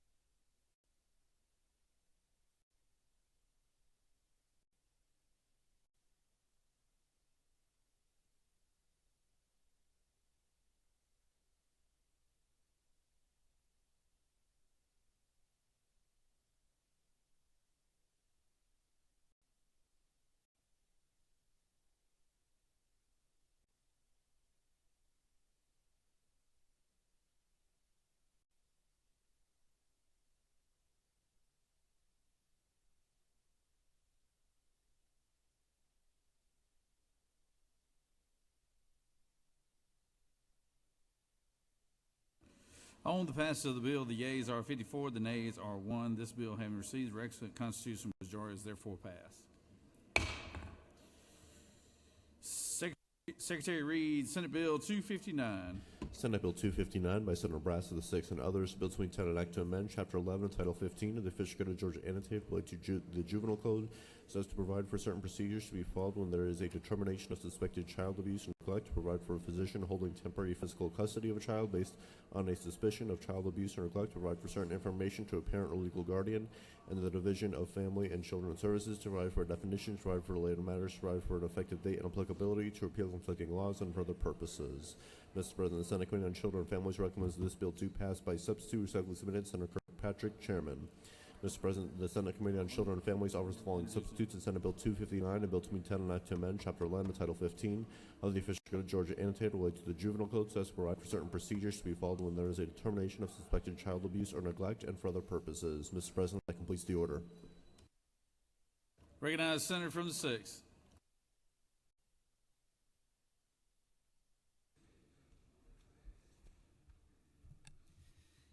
Thank you, Mr. President, colleagues.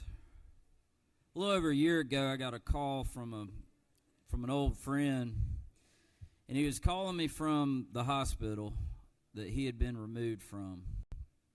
Just days earlier, his grandchild had gone and had some medical complications to where he couldn't breathe. They took this child to the nearest fire department. From that fire department, they life-flighted the child. The child's name is Ridge. Ridge was life-flighted up to Choa. And at Choa, it was determined that the breathing stopped from some swelling on the brain, and there were some other complications that were caused. And so a medical evaluation was commenced on the child, and at that moment, the medical professional had deemed that Ridge had been abused as a child. He was abused, and Ridge at this time was about 6 weeks old. The grandfather was calling me in despair, not knowing what to do, and so I made a few calls to kind of understand the process, get a little better handle on what was about to happen. And I called him back, and I told him, sir, it's going to be awful. What you and your family are about to go through is going to be a nightmare, but you have to let this process take place. You want to be sure that child is not being abused. Because the nightmare that you're living now would only be worse if that abuse did exist and that child did, in fact, one day pass away. So when I told him that, I was thinking the process might take a few days, worst case scenario, maybe a couple weeks. Well, the process played out, and through court and various other means, they had to hire attorneys, they had to hire doctors, other doctors to come in and give second opinions in the court of law, to where the abuse was, it was found there was no abuse. It was all from some complications that Ridge had at birth that did cause that swelling on the brain. And through all that, hundreds of thousands of dollars later, Ridge was able to go home. 15 months later, Ridge was able to go home. For 15 months, a family went through a nightmare situation, family torn apart, a child from 6 weeks old to just over a year old was removed from his family. So what this bill does, SB 259, also known as Ridge's Law, thank you to the senator from the 50th who offered that amendment in committee. What Ridge's Law will do is when a child goes to a facility like Choa and goes to see a medical professional, and the child is taken into temporary custody, what this will allow the parents to do is to get a second opinion, and they can get it at that time instead of having to wait and go through the court system. This is modeled after Texas. They have a second opinion law there. It's very similar to that. And the bill is very simple. In the first part of the bill, it says that the doctor, number one, has to review the child's medical records, and that will be filed in the DFAC system, that they did in fact review those records. And should there be a reason that those records were not reviewed, that also will be filed in the DFAC system called Shines. And they must then notify the parents of their right to get that second opinion. And then the second part of this bill simply makes it very clear that the family can get that second opinion. Now, I wish I could tell you that Ridge is the only case that this has happened. I will say it is very rare that this does happen, but rare is too many. CHOA does review over 2,300 cases of child abuse every year, and the number of times this happens is very small. But it does, in fact, happen, and we must give these families a second chance by allowing a second opinion. With that, Mr. President, I will yield for questions. You do have one question, Senator. Recognized Senator from the 44th. Thank you, Mr. President. Will the Rules Chairman yield? Absolutely. Senator, thank you for bringing this bill. Is it not true that I had constituents that had a very similar situation to Ridge's family? I believe so. We had a couple other mothers. We had 3 mothers in total that testified in committee. I believe one of them may have been yours. And unfortunately, that's not the only 3 that this has happened. There is a bigger number than that this has happened to, and so thank you for that. Yes, and isn't it true that the Holschuck family, who are my constituents, upstanding employees at the CDC, 3 children, and due to a misunderstanding and lack of second opinion, lost all 3 of their kids for over 2 years, and were also criminally charged until finally those charges were dismissed, and it destroyed their life. That's correct. The mother gave a very compelling testimony, very emotional. In fact, that was one of the most emotional hearings I've ever sat through. It's very sad. I can't imagine my children being taken from me. Yeah, and isn't it also true that they came to me to ask to run interference with DFACs on this issue? I believe that to be true. Thank you for your work. Thank you. Recognize the senator from the 32nd. Thank you. Senator, would you yield? I do, Madam Chair. Isn't it true that during the committee testimony that just about the entire committee was in tears, including yourself? I was bawling. That is correct. And isn't it also true, Senator, that you work closely with the Department of Human Services, the commissioner in particular, to be sure that we were doing the right thing on this bill? That is absolutely correct, and you bring up a great point, because during a separate committee hearing that you held, I had invited Commissioner Broach and Regina Quick to come back to my office to meet with this grandfather. They were very familiar with the case. Throughout the 1.5-year process that went on, I was in touch with the grandfather frequently, and many times I reached out to the commissioner directly to get answers, and she was very helpful. And in that meeting, as we were discussing the problem, that is when the grandfather brought a solution. And the commissioner jumped right on it and said, if we can figure out the details quick enough, I will absolutely support this. And that is how good government's supposed to work. We're supposed to listen to our people and then come up with solutions. Thank you, Senator. Thank Appreciate you. your work. Thank you for all your work on this, on the great committee that you chair. You have no more questions, Senator. Thank you. I urge for everyone's favorable consideration so that we can prevent families from being ripped apart. Please support SB 259, Ridge's Law. Thank you. Thank you, Senator. Recognize the senator from the 50th.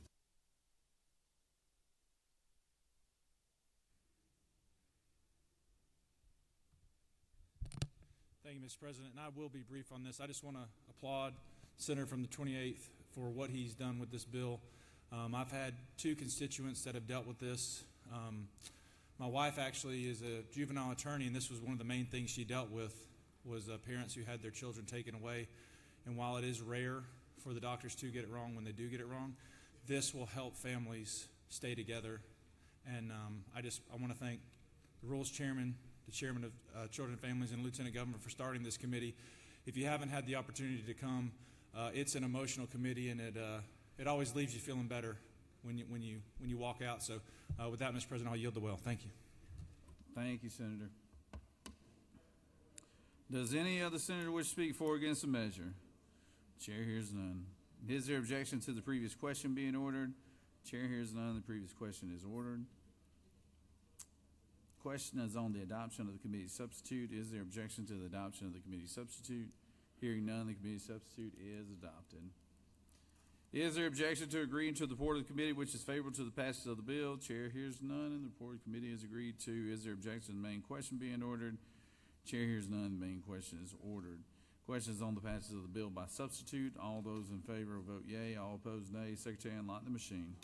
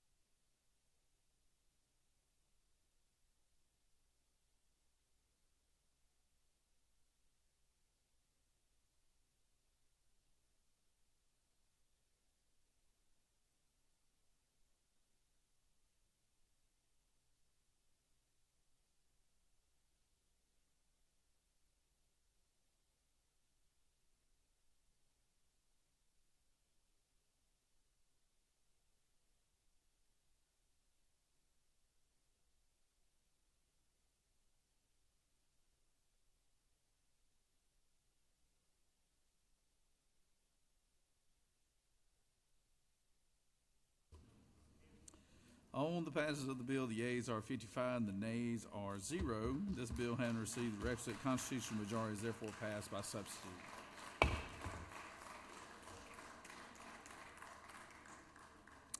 Good job, Senator. Good job.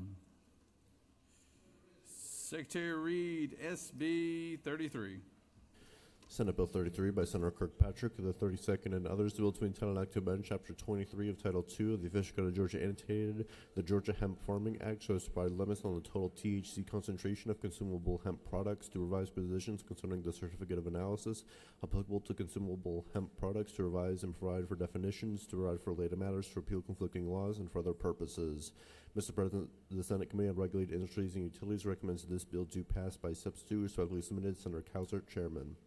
Mr. President, the Senate Committee on Regulated Industries and Utilities offers the following substitutes to Senate Bill 33, a bill to be entitled an act to amend Chapter 23, Title II of the Official Code of Georgia annotated the Georgia Hemp Farming Act so as to provide limits on the total concentration of intoxicating cannabinoids in consumable hemp products, to revise provisions concerning the certificate of analysis applicable to consumable hemp products, to revise and provide for definitions, to provide for related matters, to repeal conflicting laws, and for other purposes. Mr. President, that completes the order. Recognize the Senator from the 32nd.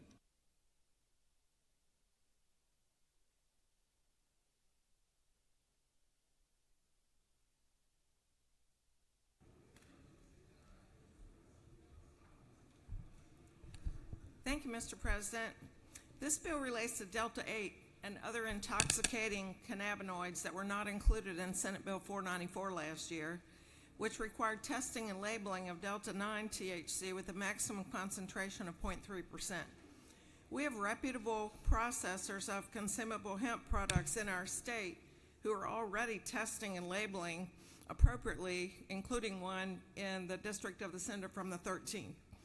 But we also have products from China and other places that are being sold in gas stations, convenience stores, and smoke shops that come from that are not being appropriately tested. These cannabinoids appear in trace amounts in the plant, and they're then enhanced with various chemicals to increase their strength. The products may be contaminated with industrial solvents, heavy metals, and other contaminants. This is a health risk, and the FDA has written a number of warning letters due to adverse events resulting in emergency treatment including right here in Georgia, and there's one case that I'm personally familiar with in Henry County. This bill includes other intoxicating cannabinoids like Delta 10 that were not captured in last year's bill because there are others besides Delta 8 that are in this category, including a chemical called HHC, which was actually pointed out to me by the Agriculture Department. Senate Bill 494 already has restricted consumable sales or purchase to adults over 21. As you know, hemp currently has a definition of less than 0.3%. Anything above that is marijuana. Hemp products are regulated by the Department of Agriculture, marijuana by the Marijuana Commission. This bill has nothing to do with medical cannabis. What this bill does is add Delta 8 and other intoxicating cannabinoids to the total THC concentration of a product on lines 110 and 111 after defining intoxicating cannabinoids on line 55 to 63. It adds authority to the department to add any compound or group of compounds considered to be a health and safety threat on line 141. This bill is not a ban. It's a consumer protection bill that is not intended to impact processors that are already testing and labeling their products appropriately. It's intended to make sure that consumers buying these products are clear on what they are buying. The Agriculture Commissioner and his team are working hard to implement the program we put in place last year, and this bill is intended to help them in their efforts to protect consumers. I appreciate their input into the bill. You have a letter on your desk from the Georgia Sheriff's Association in support of this bill due to the many challenges faced by law enforcement in dealing with impaired individuals. The bill passed the Regulated Industries Committee unanimously, and I would appreciate your support. I'm happy to answer any questions.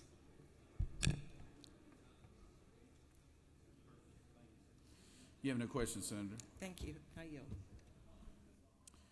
Does any other senator wish to speak for or against the measure? Chair hears none. Is there objection to the previous question being ordered?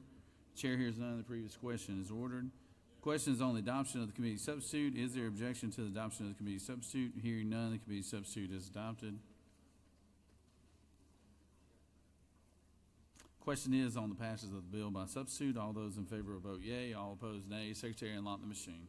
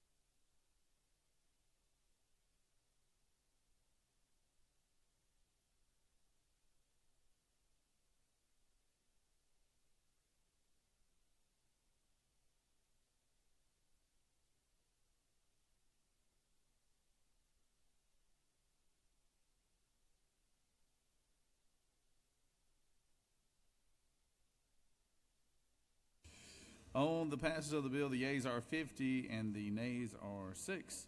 This bill, having received the requisite constitutional majority, has passed by substitution.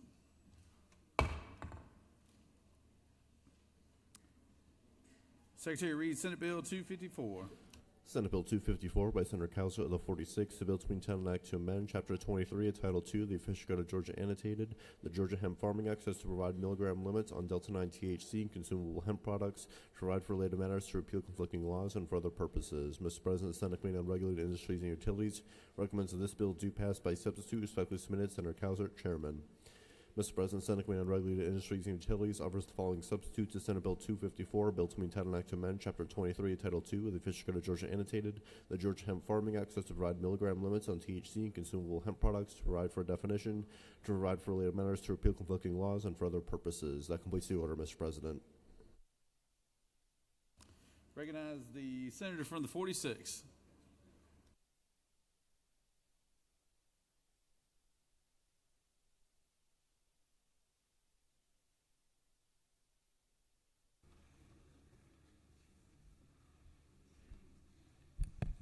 Thank you, Mr. President. Senators, it's interesting all the different subject matters we learned serving in this body. This year and last year, we've learned an awful lot about hemp products and THC. We first regulated this in last year's Senate bill that gave the enforcement powers to the Department of Agriculture and also gave them the power to issue rules and regulations further controlling the use of hemp products. What we've learned is that the federal limit of 0.3% THC in a hemp product is an enormous amount of THC when you extrapolate it out to the volume. We've learned that this 0.3% dry weight is the equivalent of over 1,000 milligrams of THC for a 12-ounce beverage. Most states are limiting greatly the amount of THC that can be included in a beverage or in a tincture or any kind of lotions or in gummies. And the reason is to protect the consumers, protect the public from the psychoactive components of THC. So you're going to get high. What the science has shown us, we learned an awful lot in regulated industries, is 2.5 milligrams will get you high. 5 milligrams, no question. And if you look on your desk, the senator from the 56 has sent out a little chart that shows the equivalent of 2.5 milligrams of THC to beers. And basically, the best they can translate that is 2.5 milligrams is equal to a beer, a glass of wine, or a shot of liquor. What we're trying to do in this bill is just follow up on what the senator from the 32nd just passed on including capturing all forms of THC, not just Delta 9, which naturally occurs in hemp and marijuana, but also capture Delta 8, Delta 10, other variants that are still THC. This bill captures them all as well, but it essentially codifies the rules and regulations that the Department of Agriculture came up with. Back in the fall, the original rules and regulations of the Department of Agriculture limited you to 5 milligrams per 12-ounce beverage and would not allow you to have larger than a 12-ounce container for the liquid forms of these hemp-infused beverages. It limited the gummies to 10 milligrams per gummy and no more than 150 per package, which would be 15 servings. As far as the topical creams and whatnot, it limited you to 1,000 milligrams of Delta 9 THC per package. And then the tinctures, which are little oils, it limited you there to 1 milligram, not to exceed 10 fluid ounces in a container. This January, those rules were updated and they increased the beverage amount from 5 milligrams to 10. And it increased the amount per package from 150 to 300. What this does is go back and codify the original rules. Takes it back down to 5 milligrams per beverage and back down to 150 milligrams per package of the gummies. This is for public safety. You may hear other people speak on this, but these current 10 milligram beverages are like 4 shots of liquor, 4 glasses of wine, or 4 beers, all in one can. So what we're doing is allowing folks to sell beverages that will impair your ability to do a lot of things, but for one, to drive. And it is still illegal to drive under the influence of alcohol, and we tell you what's the level that we deem to be intoxicating or to impair you. You may have heard 0.08, so that's roughly 4 beers we say is intoxicating, you're impaired.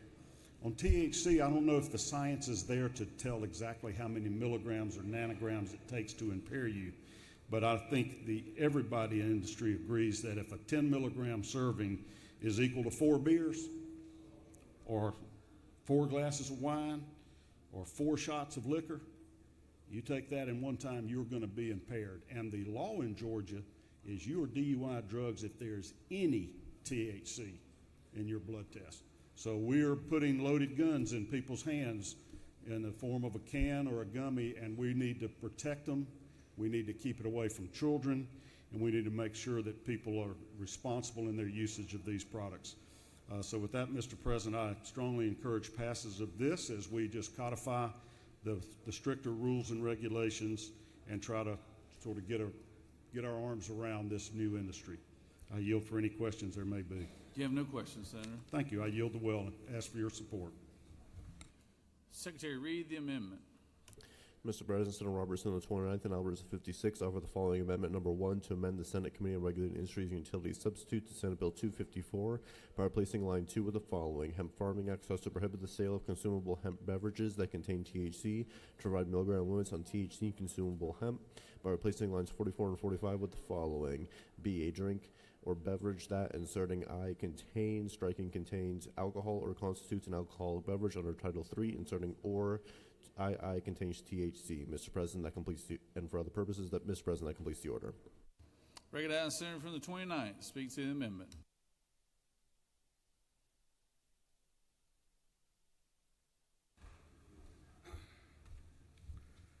Hello, colleagues. This is a very simple amendment. I'll keep it very brief. We're on a bullet train when dealing with marijuana. And let's be clear, that's what we're dealing with. You can call it cannabis, you can call it CBD, you can call it whatever you want to call it. You can call it, farmer's product, whatever. We're dealing with marijuana, weed, the chronic, whatever you want to say. That's what we're dealing with. What this amendment does is it prohibits the sale of beverages that contain THC in Georgia. And I never thought I would stand in this well and say this. The state of California just put out an emergency order 3 weeks ago, signed by Governor Gavin Newsom, to pull all beverages containing THC off the shelves in California because of the adverse effects on people that were buying it out there and the damage it was causing and the numbers of individuals going to the emergency room.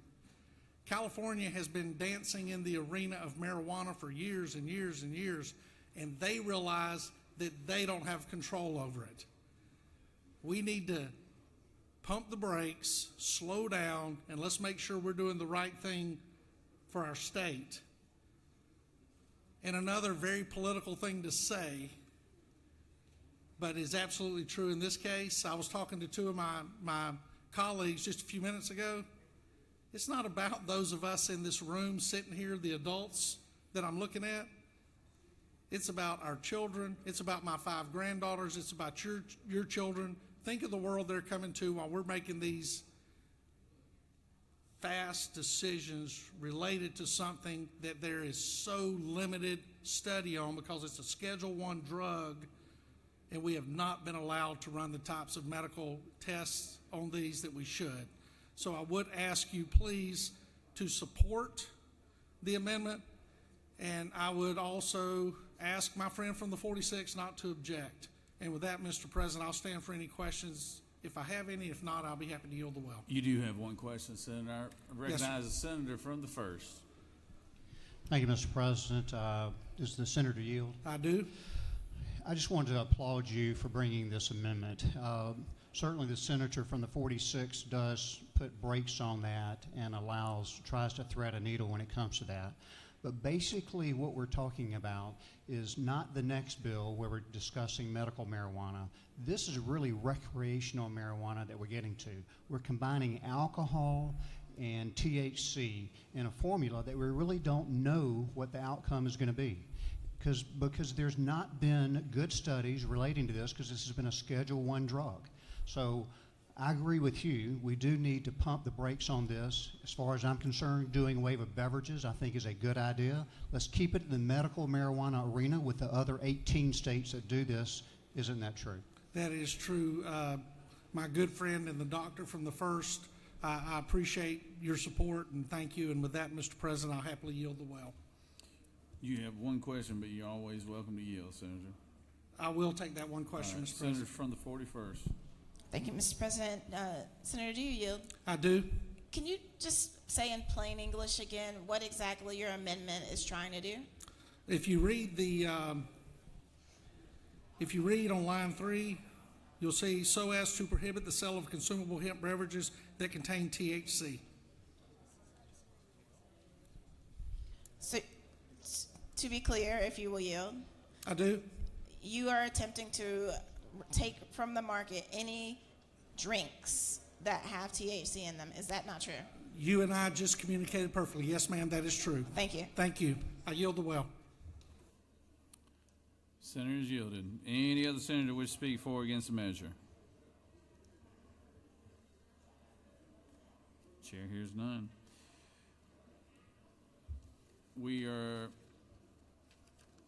Questions on the adoption of Amendment 1.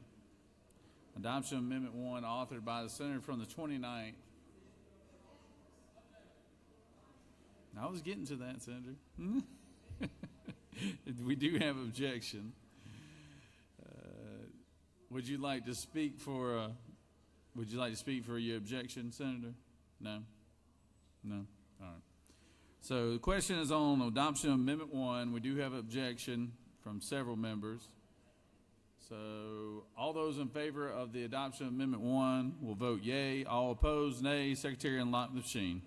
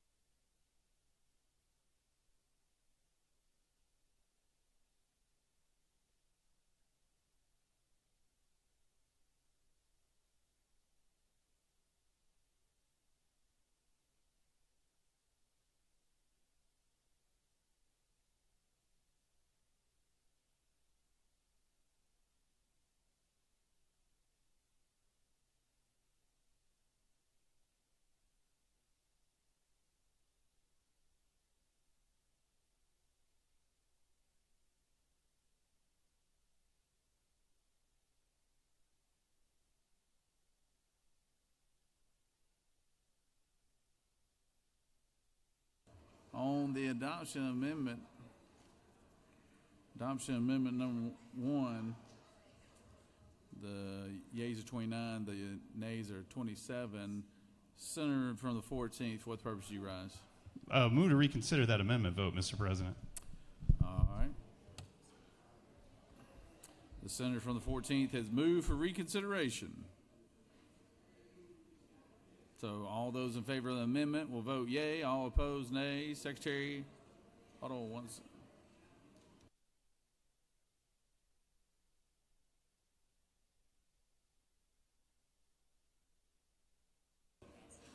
This is for the reconsideration. This is for reconsideration right here. All right. All those in favor of reconsideration will vote yea. All opposed, nay. Secretary, unlock the machine.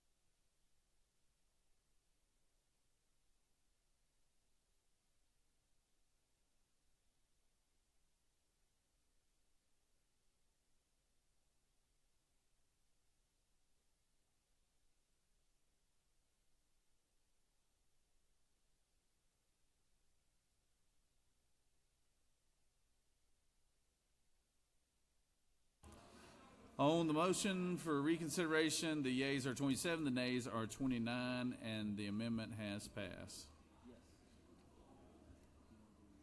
The amendment has been adopted, excuse me. Question is on the adoption of the committee substitute as amended. Is there objection to the adoption of the committee substitute as amended? Hearing none, the committee substitute as amended is adopted. Is there objection to agreeing to the report of the committee which is favorable to the passage of the bill? Chair hears none. The report of the committee is agreed to. Is there objection to the main question being ordered? Chair hears none. The main question is ordered. Questions on the passage of the bill by substitute. All those in favor will vote yea. All opposed, nay. Secretary, unlock the machine.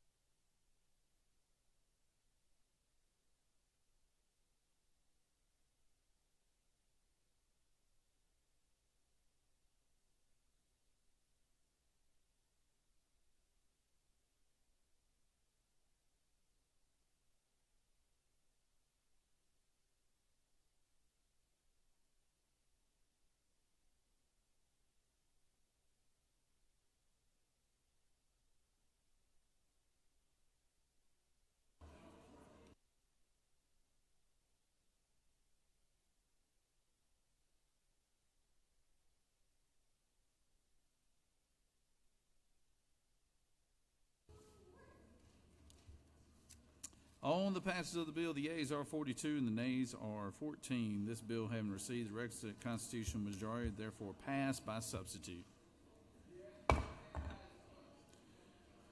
All right, so we're going to go ahead and stand at ease for lunch. I know the pro tem and his staff have got a good lunch lined up for all the members here. So we're going to just stand at ease, and we'll come back. We'll come back about 1:15. All right.